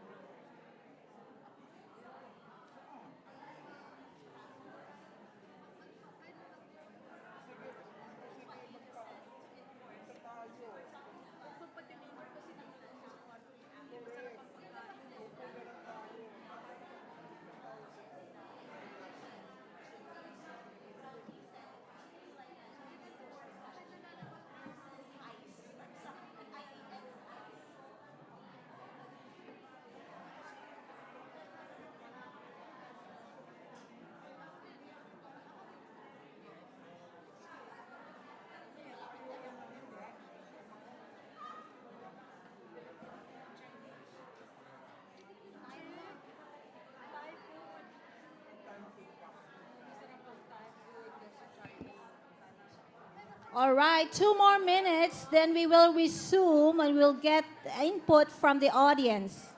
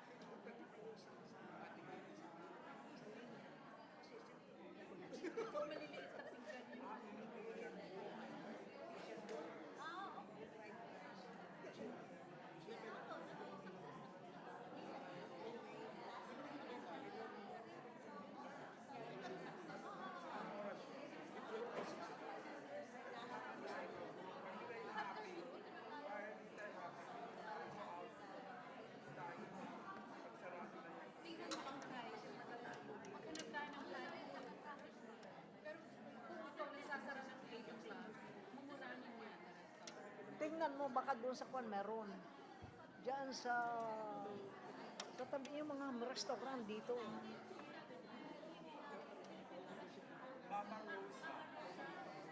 Nasaan?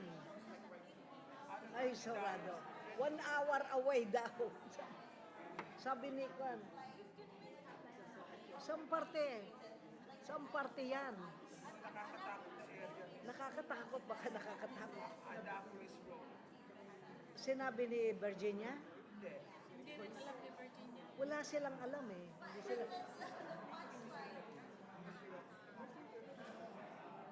Wala yung Baltimore dito. Sabi ni Nadino.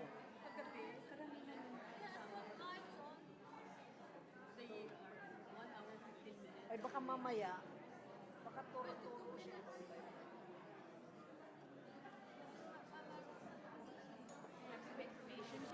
MJ, what's next? The Uber cost is $25, between 22 to $25. Mama Rosa, between 27 You want me to All right. Di ba magtatanong ka naman sabi ko? All right, so we would like to hear from a table that did not get a chance to speak. Here we go. We have this beautiful millennial nurse, Marielle Bidona. Thank you. Hello. So, good afternoon. My name is Marielle from PNA New York, and my table is composed of the young and the younger. So, for what small steps can we take to move toward the ideal of transitioning, onboarding, and acculturation? So what I've learned from my members is that they need to launch some monthly meetings with members for the chapters, like an onboarding to the organization, which is kapihan at the national level, but also for local. It would also be nice to have it at the local, like every chapter should also have it to keep members engaged. Like a meet and greet, and a lot of chapters are doing this already, but also like a follow-up after that. What are your positive experiences with the organization? What are your negative experiences, and what needs improvement? Another one of my teammates said a hotline in the website itself, because sometimes it's hard, like let's say there's a gap, as through her experience, where they have a checklist before they move out of the country, but it's not always complete, or it's a different checklist when they come to the country. So it's nice to have like a person they can actually ask to supplement that. So we suggested like there's a hotline at the website that, let's say if I'm going to New England, I could click on New England and there's a person or an email that we could reach out to ask more questions about what we can expect going into that place, or about the experiences of nurses working in that specific location. So who can champion these efforts? And everyone earlier answered this also, but it's supposed to be everyone. The IENs, the agencies, the facilities, schools, hospitals, and of course, PNAA, both national and the local levels. How can we keep the momentum going and make this a part of our culture? So one of the suggestions is maybe we can invite non-PNA members as well to join our events for inclusivity. Like we need acclimation to this culture when we come here, but maybe they also needed to be acclimated to our Filipino culture and get to know each other. We always have problems with retention and renewals, especially we need to keep them engaged. Like we need to find a way to make them more engaged. That's so they'd renew the next time.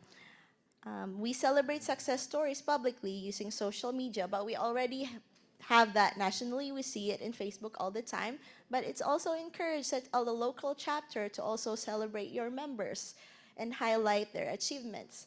And maintain a strong connection with our Philippine consulate or embassy for partnership and support. Lastly, the youngest team member that we have, they said to establish an IEN transition task force to oversee ongoing programs like this one and whatever needs improvement. It's like an IEN's ICE, he said, to make sure that we are practicing best practices and to enforce it. I love it, turning the negative into a Just positive. because they're very committed to their goals. Yes. Other than that, nothing. But we just need to be very committed to our IENs. Perfect. Thank you so much. All right. So the next table, any volunteer from the next table over there, please, Madam from California. She didn't even sleep yet. Stay here, Kathy, right? Kathy.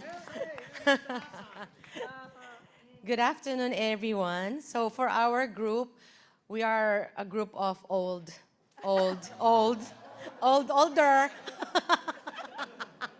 seasoned with all IEN experiences. But so for the first question, what small steps can we take now to move towards the ideal of transitioning, onboarding, and acculturation? So we thought about having some cultural spotlights.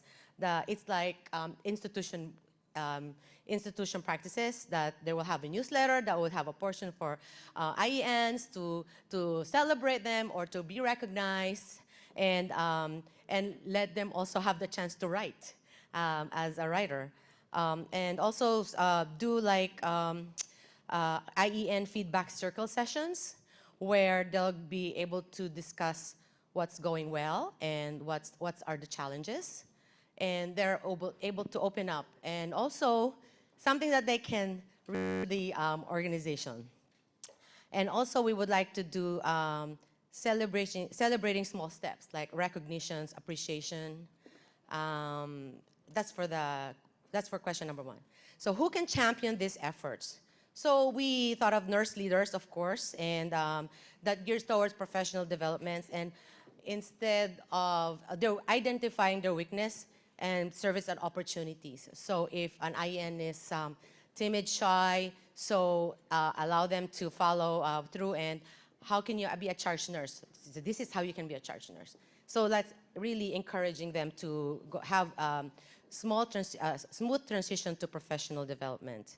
And create IEN champions with involving professional practice committees, health equity, and inclusions. So how can we keep the momentum going and make this part of our culture? So we thought of this as institutional practices. Having a, this might be tough, but having a policy, an HR policy of the institution where there is really gears to onboarding and educational guidelines of IENs. So there's like 30 days, 60 day, 90-day portion of guidelines. And that includes, of course, the clinical ladders, the pathways, staff retention, and for our cultural celebration, we want the institution to create Global Nurse Week Day and also Cultural Day led by IENs. Thank you. Thank you, Kathy. That's really awesome. All right, one table, last volunteer. Over here.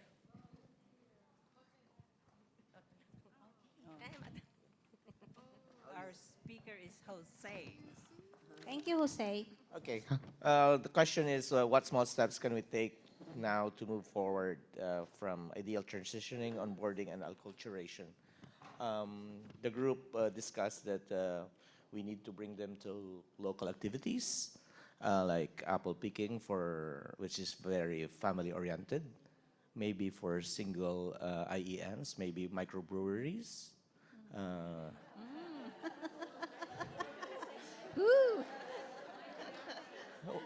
Why did I say that? Because sometimes you really don't know what they have in what their feelings are. Filipinos are very shy, but with a little bit of libation, you wouldn't really know what's in their mind or what they're feeling or the difficulties that they are. Yep. At the same time, one of our group members said that PNA shouldn't be the first in line in doing this, but it should be your employer and the agency. So their partnership should be important. They have to be in the same they have to have synchronicity. If not, the poor department or wherever they're going would be at a loss. PNA or should be part of the advocacy in terms of if there's issues of contract substitution, like this happens, you sign a contract in the Philippines, and then when you come here, they let you sign another contract. So I think that is very important that they know where to reach out. Another one is constant follow-up. Like I've heard that like 30 days, 60 days, 90 days. Body system as well. And again, the agency has to put into the task. How do we keep the momentum? There should actually be a template on agencies. It should be across the board because even if it's not one size fits all, most of the time the needs of the IEN is almost the same in terms of transitioning.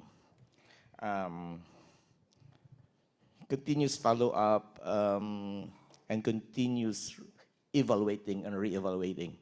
At the same time, you have to have a sense of empathy. Like when you were a new IEN, what difficulties did you have, and what are the things that you don't want them to have those difficulties? So you have to have really a sense of compassion and empathy. Okay. Thank you, Jose. Thank you, Jose. Good job, On to your right, can we just show it?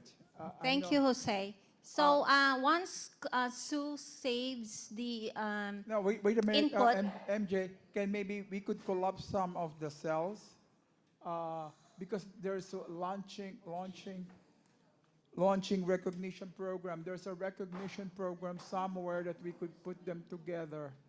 It's hard. Just move the to screen. see. There you go. We can make it. We can look at it. Make Ah. it to the left. There you go.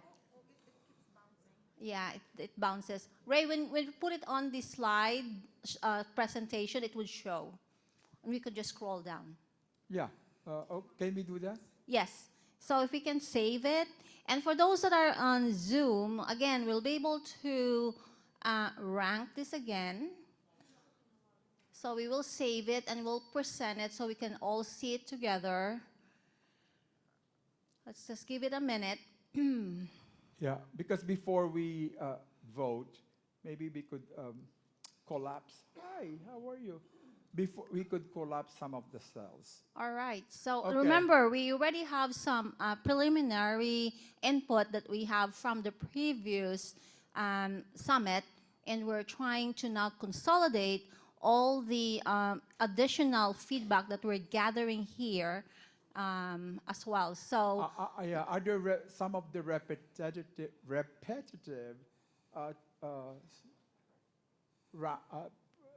co-creation action? We can't see number 6, right? yeah, we can scroll down. Website hotline can be invite non-PNA.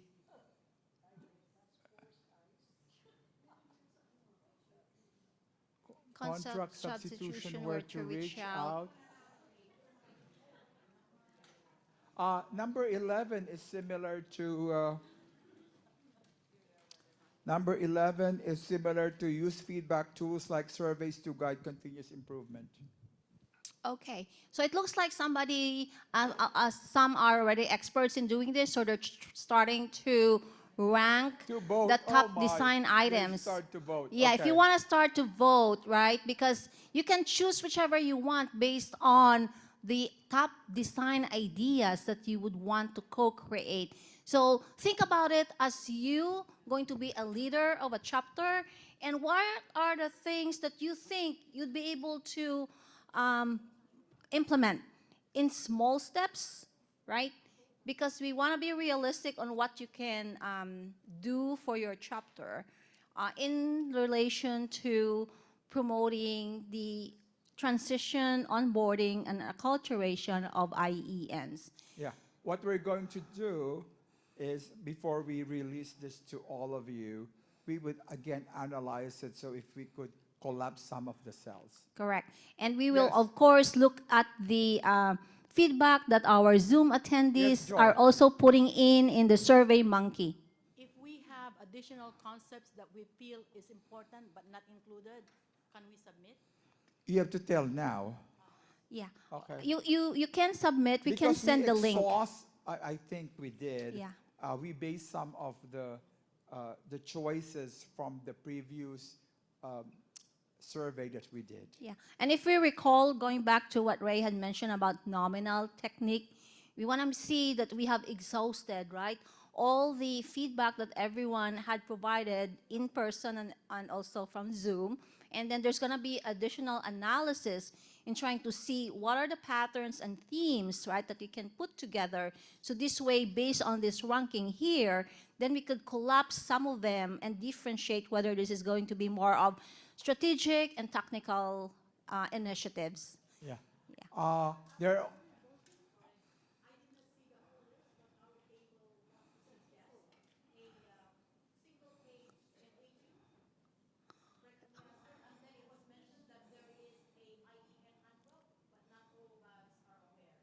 Okay. Okay. So that's more of like communication, sounds like. Yeah, Okay. communication. So we Yeah. will include, So, not there, right. but we will make sure that we think about those. So Okay. the other, there's only how many? So we it's have only 46. We need a number of 65. You can select more than one More because than this is one. really what are the priorities that you would want You to could create more than, this is not top 3. Create as much you want. Okay? This is action. Okay. Uh-huh. What There is a question here from the audience in terms of like the IEN task force eyes. I think that's from this table here. Do we want to just like clarify what we meant by eyes here?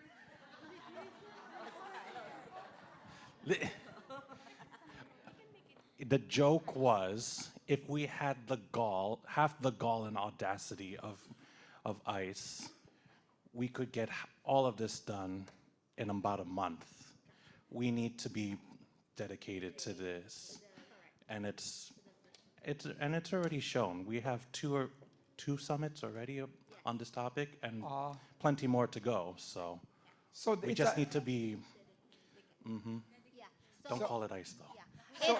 It sounds like it's the work of a task force, right? Similar to ICE. So this way we can act quickly and swiftly and have something that we can deliver. Yeah, eyes has a negative connotation. So when we write it, we cannot put that. I'm just telling you, maybe what you're referring to is a task force. Thank you. Yeah, it was a something to make light of the situation, so to speak. Perfect. So how many people voted? 61. 61. We need 4 more. We need your help to vote. Online people, please let us achieve 65. 2 more. All right. 1 more. Perfect. We reached 65, Dr. Rivera. Okay. Perfect. Perfect. Give Okay. yourself a round of applause. Thank you. Thank you so much for the okay. engagement. MJ, can we go back to what's the first place? So let's go back on the top. Okay. Recognition program. Identify champions. Establish monthly support. Continuous follow-up and re-evaluation. It's terrific. All of them. So we rank all of the action plan that you are recommending, right? Was this good? Okay. Terrific. We have total of 69 voters. Oh, This is 70. terrific. And 70. Perfect. Perfect. At least 15% from. Okay, so let's go on to the next slide. We appreciate So we will have everyone's to feedback. conclude. Okay, go ahead. Next MJ. slide. Yeah, slide. if you still want to continue to vote, that's perfect. It's still going to be running behind the scene anyway, so please go ahead and continue your votes. And now that we have seen the top four priorities, let's move on to what do we do next. So Sue is just going to switch her PowerPoint presentation. While we're waiting for that, I would like to acknowledge one person that just came in, our development advisor, Carmina Bautista, who had facilitated your lunch and your snacks. Give her a lot of applause. Stand up, Carmina. And also, welcome to Bob Gahol, who is the President-elect of President-elect. PNAA, President Bob Gahol from Hawaii. Okay. And also, Leticia Hermosa. I always forget what ranking they are in terms of their presidency. I think you're the 18th president of PNAA. Thank you. Okay. Do we have the PowerPoint up? We will conclude our presentation and appreciation. And of course, I will be remiss if I don't acknowledge Dr. Dino Doliente, who is our Executive Director. Please stand up to be acknowledged. He has been the one running behind the scene and keeping a well-oiled machine for PNAA. Thank you. Okay. MJ will discuss about terms of next steps. So what do we do? After we all go home, we go back to our work, we talk to our colleagues. What do we do? Do we forget about what we have just discussed today? Or because of our business with our family, for those that have already their apos, maybe they're not going to be talking about this, right? But I think we have come to something that is really relevant and really significant from a policy perspective, right? That's why we initiated this summit. So we will collate all the responses from the in-person and Zoom attendees. We will review all the recommendations from the past 2 policy summits, which includes today. And then we will present the results at the North Central region, which is scheduled on April 16, 2026. And based on the directive from Dr. Marlon Saria, we will come up with toolkits and recommendations that we would offer to organizations. So this way we can see a standardized best practice, not just in one hospital that has the capacity to do it, but also consider other smaller organizations that might be struggling, knowing that they have resources that they could partner with. So that's really the overarching goal that we would be doing moving forward. Partnership with like-minded organizations that are supporting internationally educated nurses, not just PNAA, but other ethnic minority organizations, right?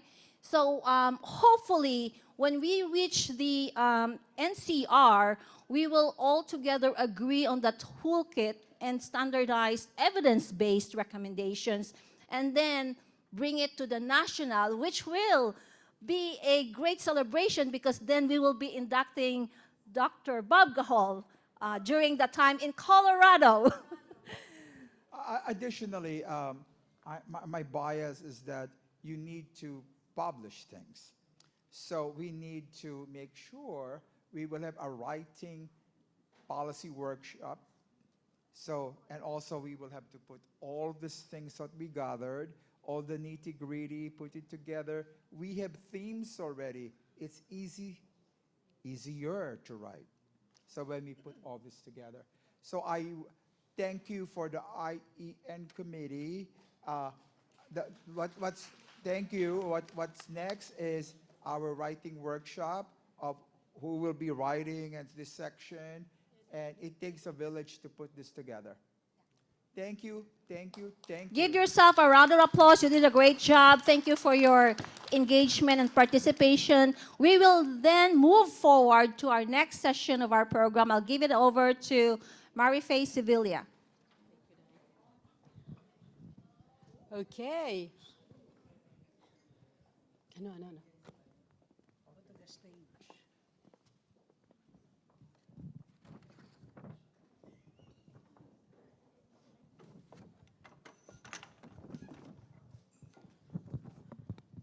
Is everybody awake? We need to stand up and shake our booties, shake your arms, because we're getting ready for the most interesting part of our program.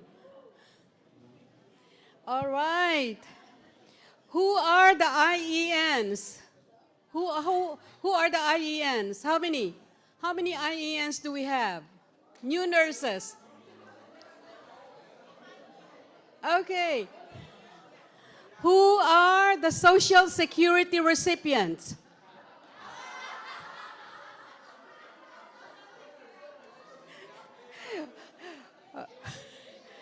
Okay. All right.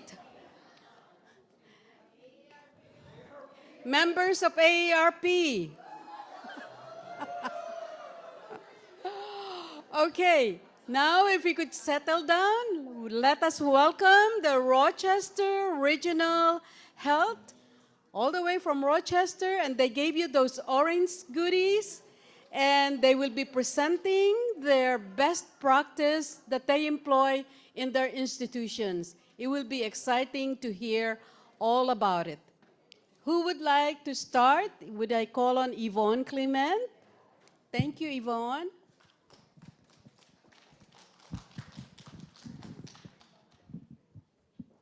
Okay, there's your picture up above there. Yeah, very big picture. Yeah. Yeah, can we just leave it here? Yeah.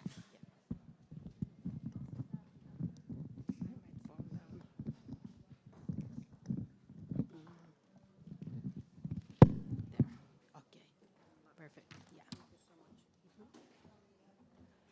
Well, good afternoon, everybody. This has been such a great day, very enlightening to see how different organizations from across the United States come together to help and support our international educated nurses.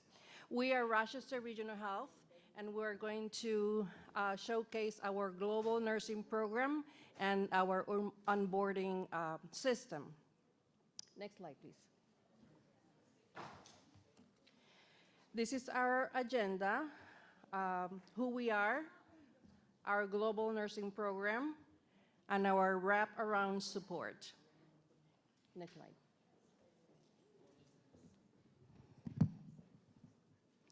I want you to meet our team. We have Christy Allerton. She is our program manager from our global nursing program. We have May Potter. Say hi, May. She's our manager of talent acquisition. And I am Yvonne Clement. I am the vice president of the nursing program. Next slide, please. So just a little bit about our stories. I was born and raised in Puerto Rico. I joined the Rochester Regional Health family in a recruitment event in my hometown, Ponce, Puerto Rico. And now, I have different positions throughout the organization, grew professionally and personally, and now I have the privilege and the pleasure to give back by paying forward the same opportunities and support that I once received. This is the job of my life, and it's with great pleasure that I serve others. Next. So about Rochester Regional Health, we are an integrated health services organization serving the people of Western New York, the Finger Lakes, in St. Lawrence County and beyond. The system includes 9 hospitals, primary and specialty practices, rehab centers, ambulatory campuses, urgent care facilities, innovative senior services, facilities and independent housing, and a wide range of behavioral health services. We're a global leader in patient and clinical trials, and we are the second biggest employer of Upper State New York. We have obviously many awards that we're very proud of.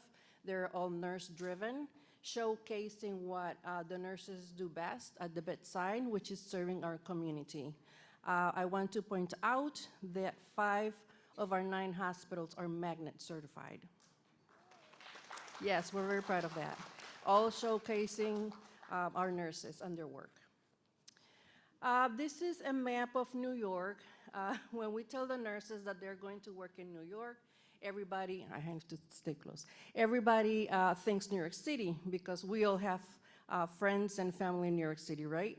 But New York, Rochester is not anywhere near New York City. We're about, yes, we're about 6 hours driving. Well, we have an international airport. You can be there in 45 minutes, but we are not New York City. Different environment, different cost of living. So I want to point that out. We are upstate New York. The dark areas in this map showcases the location of our hospitals. If you like the cold and the snow, you can go and work in Messina, Kenton, and the Governor Hospital. You are going to be about 30 minutes from Canada. Not me, not liking the cold. No. We have 20,000 employees, and 4,000 of them are nurses. We're the biggest workforce in our organization. I'm not going to go through all of them, but these are the services that we provide our community. We have 33 patient lab testing sites, 7 cancer treatment centers, 5 College of Health careers campuses, 4 global labs, 1 home health and hospice agency, and our own ambulance company. Next slide, please.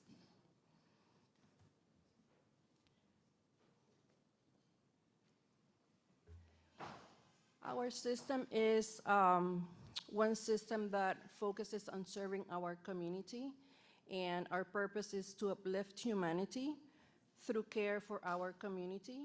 Our values are rooted in community, care like family, serve as one, and embrace tomorrow today.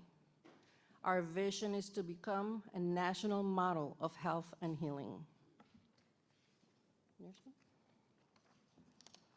Let's talk about our global nursing program. This is our journey so far. We have a long way to go, but the program was developed in 2020. As you know, many things happened in that year. So our first international educated nurse was onboarded in 2023. And we thought that we had the world in our hands. Our first nurse arriving to Rochester, we were so excited.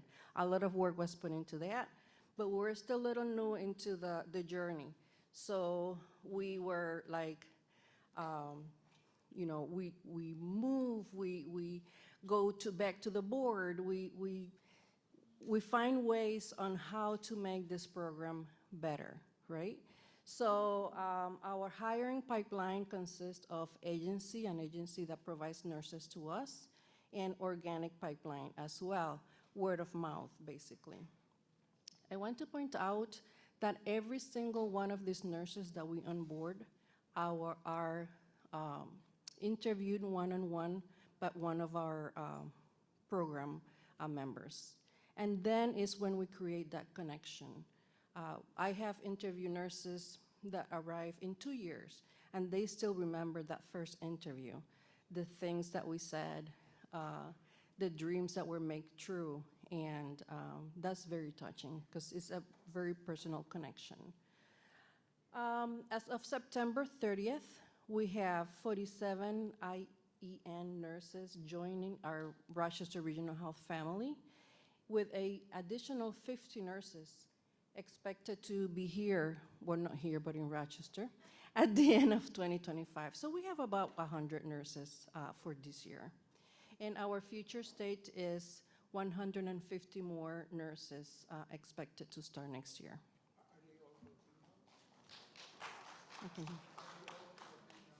Absolutely, yes. This is our Filipino pipeline. This is just to showcase that we're dedicated to recruit talented nurses from around the world. Our biggest pipeline is the Philippines. We also hire nurses from Africa, all regions in Africa, Canada, Puerto Rico, and UK. Next slide, please. All right, so how do we support our international educated nurses to transition to the U.S. nursing. So one of our best practices is to focus on core med-surg skills and nursing fundamentals. We want to build upon the foundation that they have. These are experienced nurses already, so we need to build upon that foundation. We build confidence using our technology and electronic medical records. We teach them how to use our technical resources that we have. For example, the equipment that we have, delegation. We have robots that deliver essential supplies to our nurses that they do not know or have never worked with that before. We have virtual nursing. So we get them introduced to the U.S. nursing practices and standards. Policies and procedures are different, of course. We help them become familiar with nursing culture and expectations of RRH. We provide a supportive environment, providing structure and guidance, making it easier to adapt to the U.S. healthcare and system and team dynamics. We have created a fellowship program that Christy will talk about in a little bit, but we wanted to bridge the gap between the prior practice and our standards of care. The barriers that they encounter are language, sense of belonging, loss of support system, and finding where they would fit in their new environment and new life, really. So our focus goes beyond the clinical aspect. We see the human aspect of every case. We're not caring for numbers and charts. We care for people and people that have stories and dreams and hopes and families of their own. One of our values is to care like family, and this is what we showcase when we bring these international nurses to our system. Next slide, please.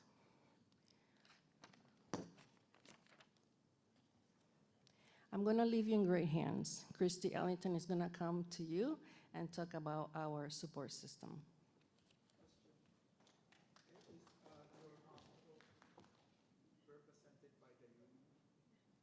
Not all of them. Out of the 9. The question was if we have a union hospital. Out of the 9 hospitals, I think 1, right? Only 1 is unionized. Yes. Yeah.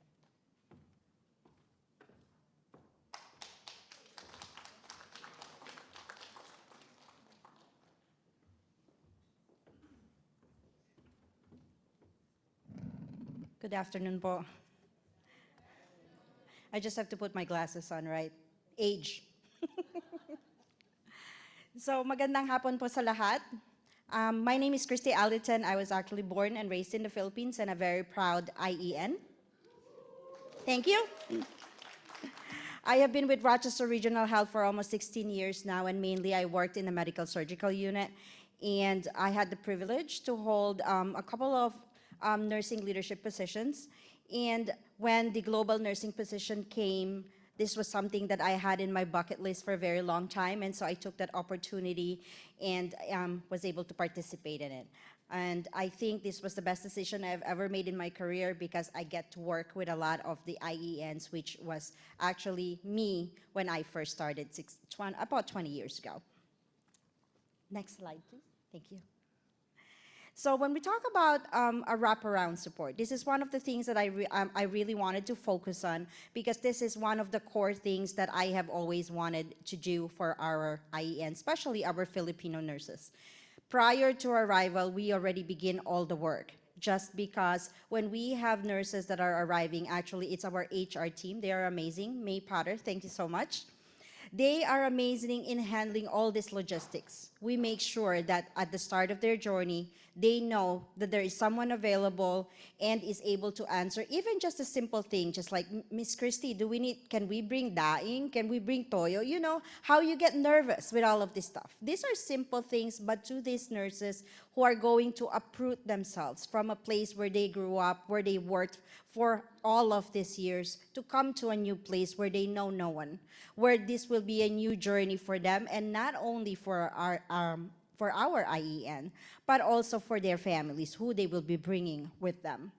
And so, when we talk about a new workplace, this can be very overwhelming. This can be an unexplainable feeling, but I think the first thing that I always wanted to do for them was to send them this welcome email, just to let them know, I am here, I can be with you through your journey, and of course, because everyone is on Facebook, everyone is on Instagram, and of course, to know that this will be our first line of communication. This is where we create that bond. This is where we create that first opportunity to get to know that person. And so in the clinical aspect as well, aside from the personal note, we get to know each other. On the clinical aspect, we actually provide them with a Zoom meeting. This pre-arrival Zoom meeting is when we get to meet the Filipinos or the Filipino nurses that will be coming. They are able to meet with the unit manager, the nursing director, as well as the educator. That will start off that sense of, okay, I know that I will be there. I know that these are going to be my leaders. These are going to be the support system that I will start with my relationship at the workplace. Also, with this, we could set those expectations. We could tell them what their itinerary is going to be so that they already have that mindset. They have that mental state of, what would I do when I get there? What would I expect when I get there?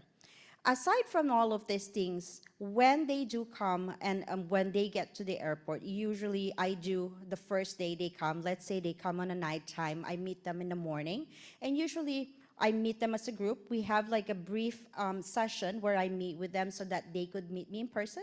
We could have that face-to-face communication, and I now get to reiterate. This is what you will be doing for the next couple of days. Don't worry about the other things. We'll start off with your social security number. We'll start off with how do you get to the social security office.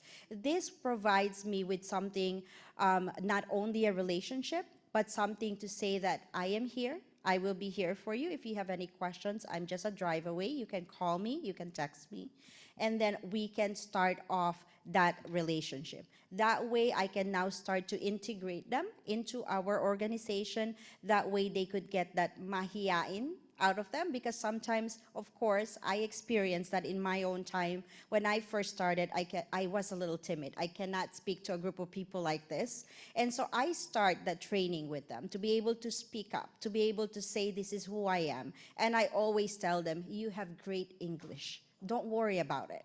You do not have to be scared. All you need to be is to be yourself, and you have to express yourself, and you can be the voice of everyone. So, when it comes to that, we take care of the personal, we take care of the clinical aspect. We also need to make sure that they are with their resources. In terms of, we bring them beforehand, we bring them already to the hospital, have a tour of the hospital, get the lay of the land so that they could be comfortable. And at the same time, we also provide shadow opportunities so that they would be able to know where to find their unit. They would be able to meet their leaders face to face, and they could also be hand in hand with their peers so that they already know what's the expectation. What does my unit look like? Who are going to be my preceptor? Who are going to be my co-workers? After that, we have a welcome lunch for them as well, because at this welcome lunch, they get to meet the executives. Our vice president is there. We have our nursing directors. We have everyone from HR to nursing administration, and everyone on the different units that they come with. This will give them the opportunity to network. This will give them the opportunity to get their questions out, be comfortable with people, and also be comfortable with the English language. We've always had this kind of like, I'm not confident with my English, but then at that start, even before they go to the hospital, they get comfortable saying even just hi, how are you doing? How are we going to do this? What do we have on our units? And so that we do that wraparound support, because that takes us to where we need to be in terms of getting them out of that shell. And then from here on, we go starting from their skills to confidence. We have the comprehensive support framework because we believe that when it comes to our nurses, supports and resources are very important and integral, because this, if we give this to our international nurses, not only do we get retention, but we also get our competent nurses. So we are focusing on med-surg. I think I did read that comment when one of the viewers on Zoom said, you know, not only med-surg positions, because we do have really great clinical nurses in the critical care areas as well as in DOR. So primarily for med-surg positions, because as we all know, this is the bulk of where we need to fill our gaps in, right? But we also have OR nurses. We also, based on their experiences and based on our open positions, we do have those people that do go to the OR as well. So not only on med-surg, but because the bulk of our gaps that we need to fill is in med-surg, that's where we started. Because we also believe that if we hone them to where they need to be, the framework is always to be important, especially because the practice in the Philippines is different from the practice here in the US. So we need to start them off so that we are creating their path to success. We are going to give them the tools and resources that are needed to make them successful in their own specialty, not only in the med-surg department per se, but to the career path that they would choose in the future. So we have all of these things, but what are we going to do for them? And I think this is one of the most important things. Next slide, please. This is one of the most important things as well, because when we talk about empowering our nurses to succeed, the first thing that we always start off with, and I always do classes with them on this one, is the clinical ladder, just because most of our nurses that are coming right now comes with an H-1B visa, which is our working visa. We need to put them at the highest or at the expert point of nursing, and so we build them up to RN4, which is where we teach them to go through our clinical ladder. We help them go through it. We help them with the help of our educators and our leaders on the unit to go through the clinical ladder. Now, when it comes to professional development, we also help all of these classes that we provide for them, especially our preceptor classes. Because if we think about it, as international nurses come in, there are more coming, our future Filipino nurses that are going to come, and we want to have our IENs that are already here, our Filipino nurses that are already working, they could be preceptors for our future Filipino nurses. And that is quite empowering and quite motivational for our new nurses to see that if other Filipino nurses have made it, have succeeded in this arena, then they can do that as well. And when we talk about committees and governance, we always, like in one of our hospitals, we always have our governance, our NPPC. This is our Nursing Professional Council. And we always, and as a magnet hospital, we always want to have shared governance. And of course, like as we have all talked about, it is so hard for our Filipinos to express themselves, to speak up. And this is where I am their balancer. I am their motivator. I am their mentor in terms of how do we want to do it, step by step. You cannot just do it just when you come off the plane, you're going to start your English and we're going to start doing all of these things. We have to do it baby steps. And can also be one of their role models when it comes to that. When they do come, they do have a lot of questions, and as much as possible, I would love to motivate them to also be the voice, to also be an advocate at the same time. When it comes to leadership and mentorship, this is really important. I have talked to a couple of the nurses that said, Miss Christie, when I was in the Philippines, I was already a charge nurse. How long would it take for us to be charge nurses in here? And I love those questions because it makes me motivated as well to also be their role model and say, we have charge nurses classes, we have preceptor classes, we have mentor classes, because at this point in time, I know you also want to be the best that you can be. And this is one thing that I always talk about with them, is that when you dream and you move forward and you take those baby steps, those dreams can be achieved. And last of all is our fellowship program. This is one of those things that I'm very passionate about, because this is where we focus on those gaps. How do we fill those gaps when it comes to this? And I think for the fellowship program, we are focusing on these three things. This is focusing on our policies, because we have different policies and practices. Second, our equipments. We have a lot of equipments in the hospital that this is the first time they're going to see them. And last but not the least is where is our electronic medical records. I was very surprised when I did a little survey with our nurses that most of them have not experienced electronic medical records in the Philippines. Exceptions for those that have worked in Saudi, because a couple of them have did.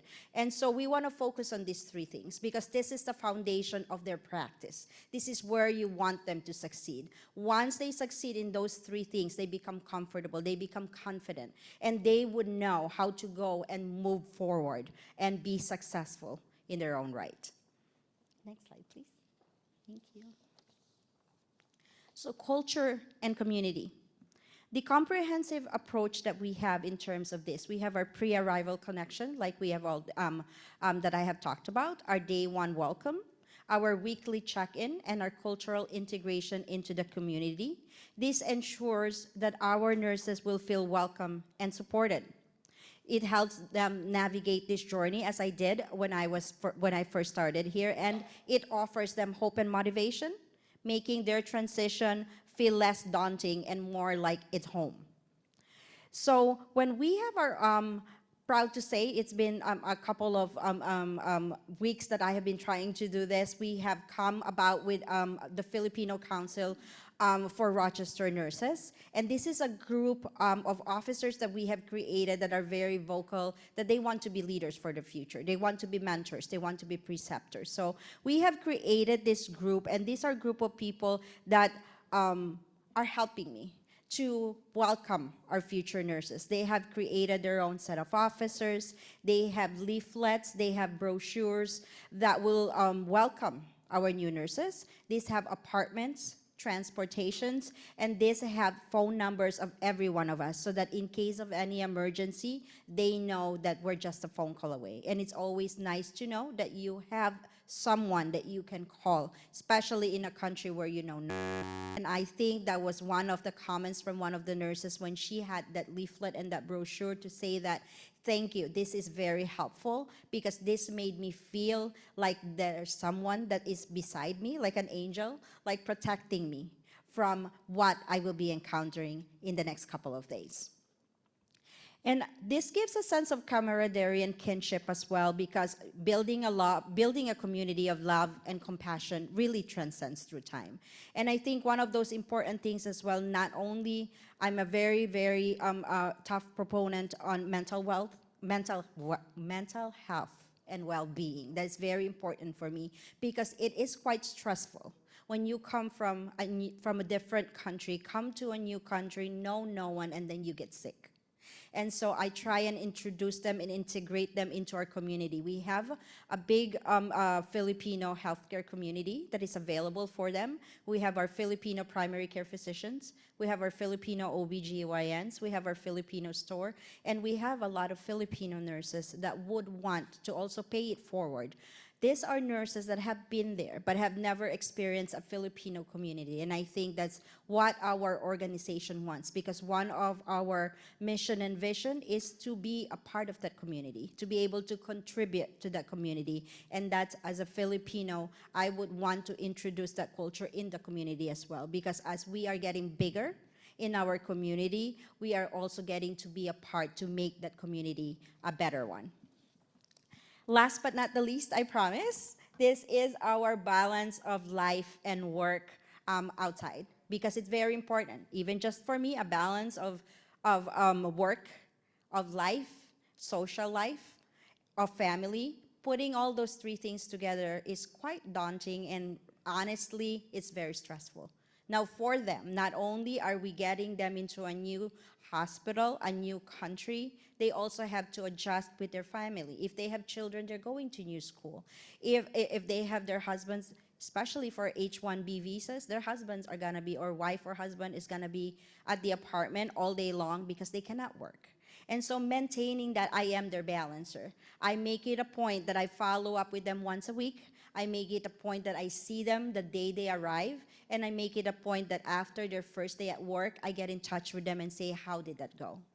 Because when I was new, I did not have that, and I had a very, very hard time. And so it has been my passion, and it has been my dream to pay it forward, and that's what I am doing. Because for me, being the program manager for a global nursing team is not just a job.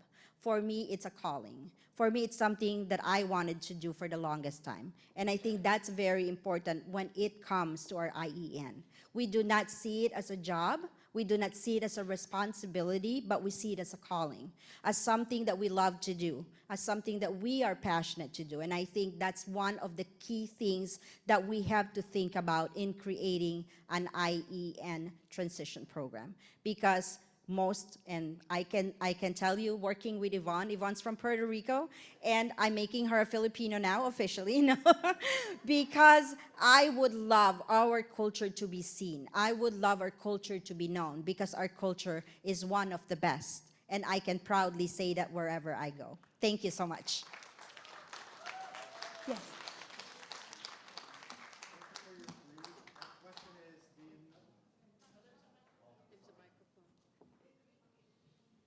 Hi. Thank you for integrating the IEN nurses into your community. My question is, do you have any PNAA members in your area? I am very excited. Where's Kuya? Yeah. Kuya's I'm very excited, and Tita Virginia knows that we have been talking about this since our trip to the Philippines last year. I really want to build a chapter of the PNA in Rochester, New York, because now I have enough nurses. Wonderful. Yep, and we are working on that one. And again, we just want to say thank you to Tita Virginia, because now we have open doors to meet everybody here. So we're very happy that we're here, and we are working on that one. That's in the works, and I'm sure we're going to be following up with the leaders or the members of the PNAA, and then hopefully we'll see you guys in the next conference. We got 50, Tita Ate.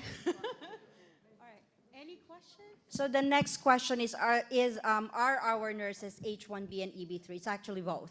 We started our pipeline with EB3 when we first went to the Philippines, but then we got approved for H1B. So basically, our pipeline are two. Most of our EB3 nurses converted to H1B because that is a very good opportunity for them. They come to the United States already with their PD. They work under a working visa. Once they get their PD current, then they get to do their EB3. And actually, for our H1B nurses, we are also going to apply them for their EB3 once they're here, and we have some, some stuff that we have to do for our contract, but that's the plan as of right now. Thank you. Are there any other questions in the Zoom? If you have any questions, please let us know. I would like to acknowledge May Patter, of course, who is also part of Rochester Health. Thank you for spending your afternoon with us. Any other comments from the audience? I just wanted to add, too, that this program is very unique because we're dedicated to support our international educated nurses. So on top of us, we have our leaders, our directors, our leadership team supporting this. So we're that extra layer. So in that way, really support them, give them all the resources they need to become a success here in the US, So this is something that we're very proud of. Thank you for that. Oh. Feedback, comments from the audience? Yeah. Comments, suggestions, any recommendations. This is still a baby steps, but I think we're getting, our next 50 nurses at the end of the year, and I think this is becoming a good success. But, there you go. There's a question. How can we replicate specialty onboarding and competencies from the U.S. hospitals?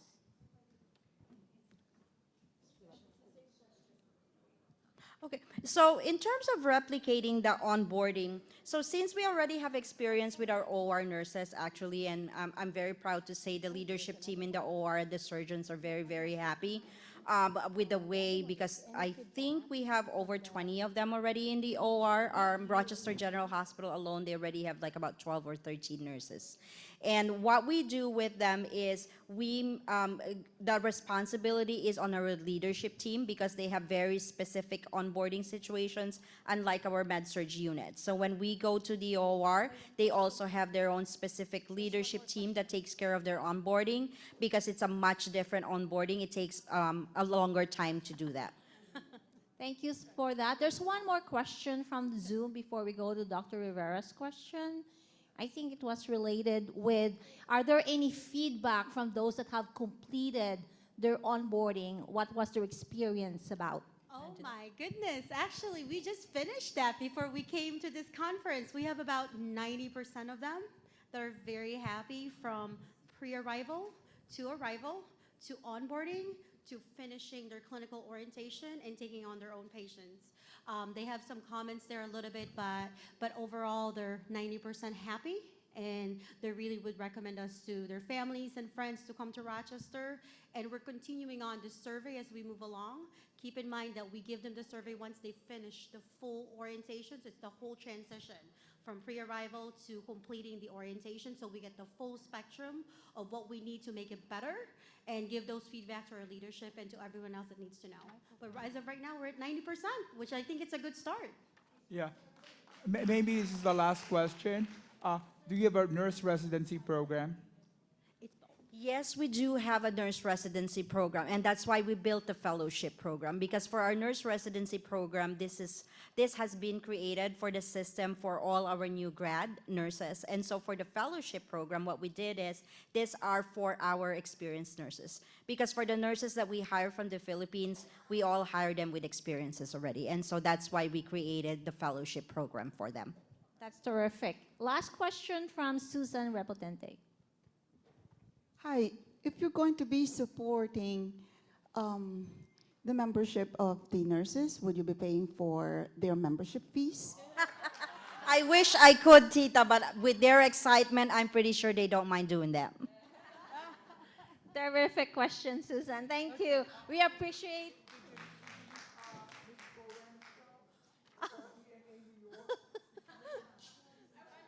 Yeah, they were. Yeah. Yes. I think that there are some recommendations and best practices that other organizations have done. What we also wanted to emphasize is there are organizations that do pay for our members. The next question is really in terms of like sustainability. What happens after that first year? Because it's usually the first year that the membership fees are being paid for. So I think it's a two-way process in terms of, sure, the organization can probably fund it, but what do we do to make sure that we engage and sustain that membership moving forward? So terrific conversation. We hate to end our the summit, but I would turn it over to Marifay to get the final remarks. We would like to acknowledge Yvonne and Miss Alitten, Kirsty, so we could properly appreciate you with our small gift. And Dr. Malvin Saria, I'll give you the privilege to give the appreciation. Sure. If you want to read this. Yvonne.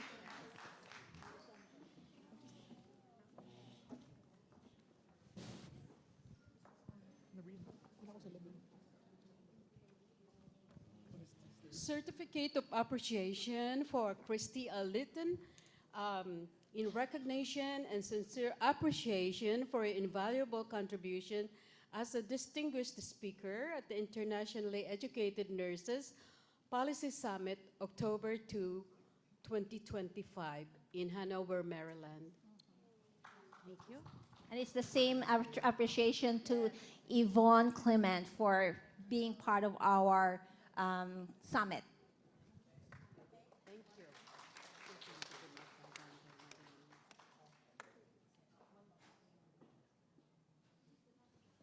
And I would love to present our next speaker who will do a closing remark, Miss Madeline Yu, who is the 20th president of PNAA.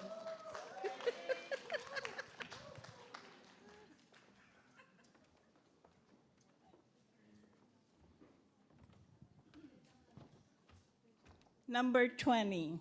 Who's number 28 among you?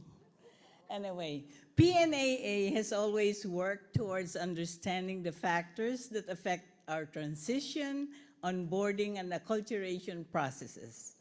and it has given support, education, research to promote a smoother and easier assimilation to the U.S. workplace. Today, we had a very robust discussion. Would you agree? Yes, everyone was so engaged. And it was from the different stakeholders, our partners in healthcare, your employers, and among your table mates, you know, the executives, the CNOs, and the IENs themselves, and how we can make it better. It's always on how to make it better, right? So we thank our valued guests, our speakers, our facilitators in each table, and those who were shy were not really shy at all. They were great moderators, and all our attendees today, in person and online. We haven't lost them, right? No, they're still there. So as mentioned before, we introduced this in Detroit, and now this is the second time we're presenting it to all of you. And the next one, as Dr. Rivera said, would be in NCR in April. So we thank CIPRE Award Committee for the funding that they gave to PNAA, to PNA New York, and to PNA New Jersey. And of course, it's all up to us now. We need to have a voice in securing a better assimilation since we chose the U.S. to be our home and where we work. So we have decided to be here. We need to secure a better transition, onboarding, acculturation. Thank you, everybody, for a very, very successful day today. Thank you. And we would like to invite everyone so we can be at least gathered here. We'll have our photo up. Oh, evaluation. Let me give it over to Lolita Compass.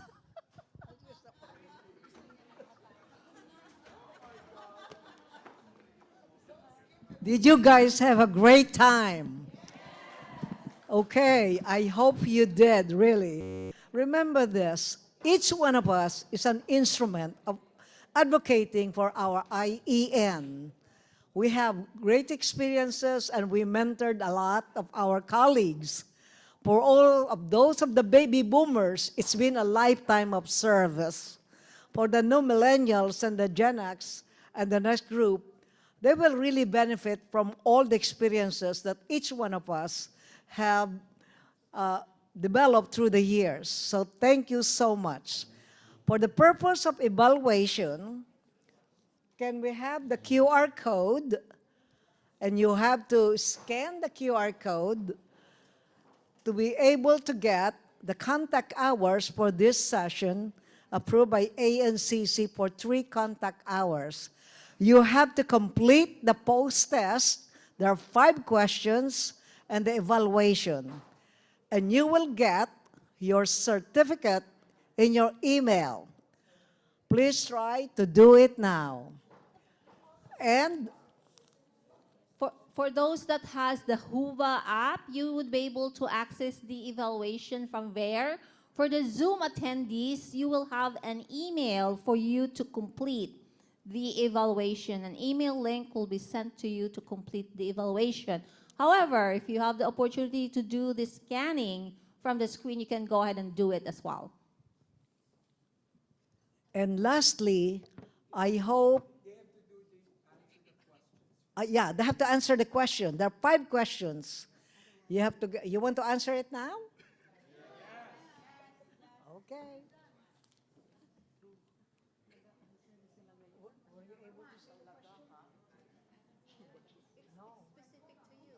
Oh, they're doing answers.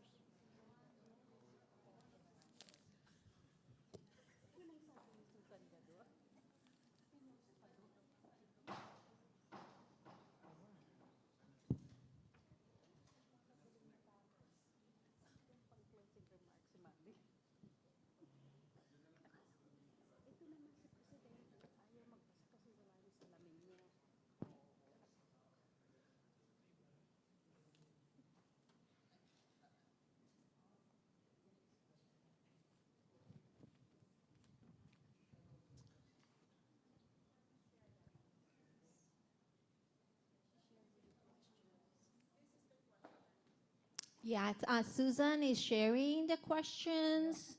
Make sure you're able to answer the questions because there's a certain percent of passing rate in order for you to receive your certification. So turn to a friend if you're not sure what the answer is.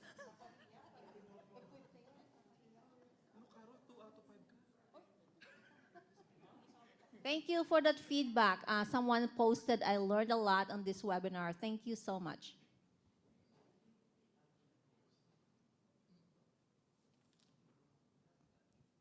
And aside from the post-test, of course, if you're using WUVA, you'll have the opportunity to evaluate our program, including the speakers that have presented.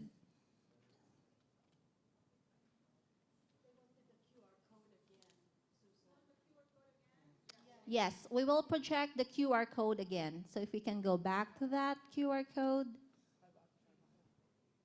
And our president actually completed his questions, 5 out of 5. Terrific. Yeah. Where's the QR code? And if we can, yeah, the QR code is now being projected. So hopefully whoever is needing it from Zoom attendees, please go ahead and scan the code. Meanwhile, I would like to acknowledge our support, the Zoom support, Susan Repotente, Jenny Aying, Dr. Jenny Aying, and of course, Mr. Robert Dodson, who, who has been sitting side by side to make sure that we don't lose connectivity with our Zoom attendees. And those that have also worked with us behind the scene, Minette Reyes for the WUVA app, David Youngson for the Survey Monkey, and Dr. Merly Ramira for finalizing the questionnaires, and also Mary Joyce Ramos for facilitating the evaluation through the Google form. And lastly, of course, our PNA Maryland chapters. Woohoo! They really help us facilitate all the logistics, the planning, the welcoming, the registration. Thank you for all the volunteers that helped us make this another successful summit. Thank you.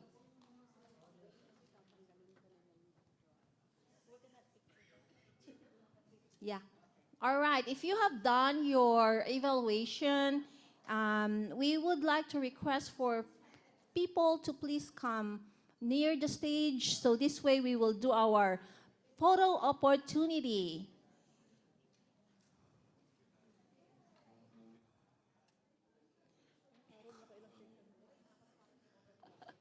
Thank you so much, Bob. Everything went well, yes. Okay. Yes. All right, everyone.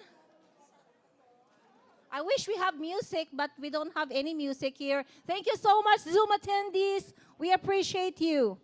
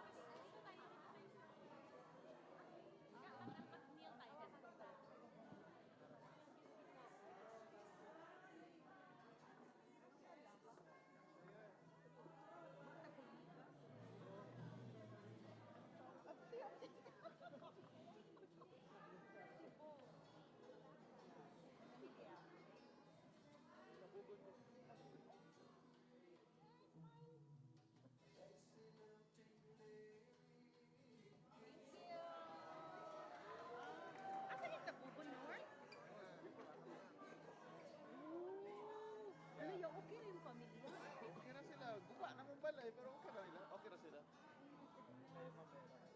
Okay lang, minanilya ako. So, I'm in the south. Siya taga Pero ba? Alit na naman.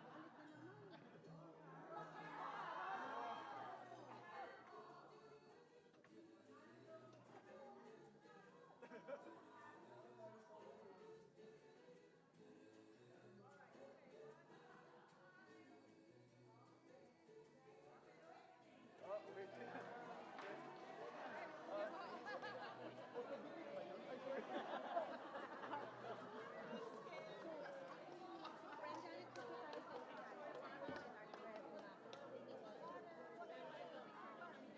Kuan ko nung nagawas sa nakatulog. Oo, kaya wala. Kinanang-attend. Ning ko doon camping. Dayan. Ganang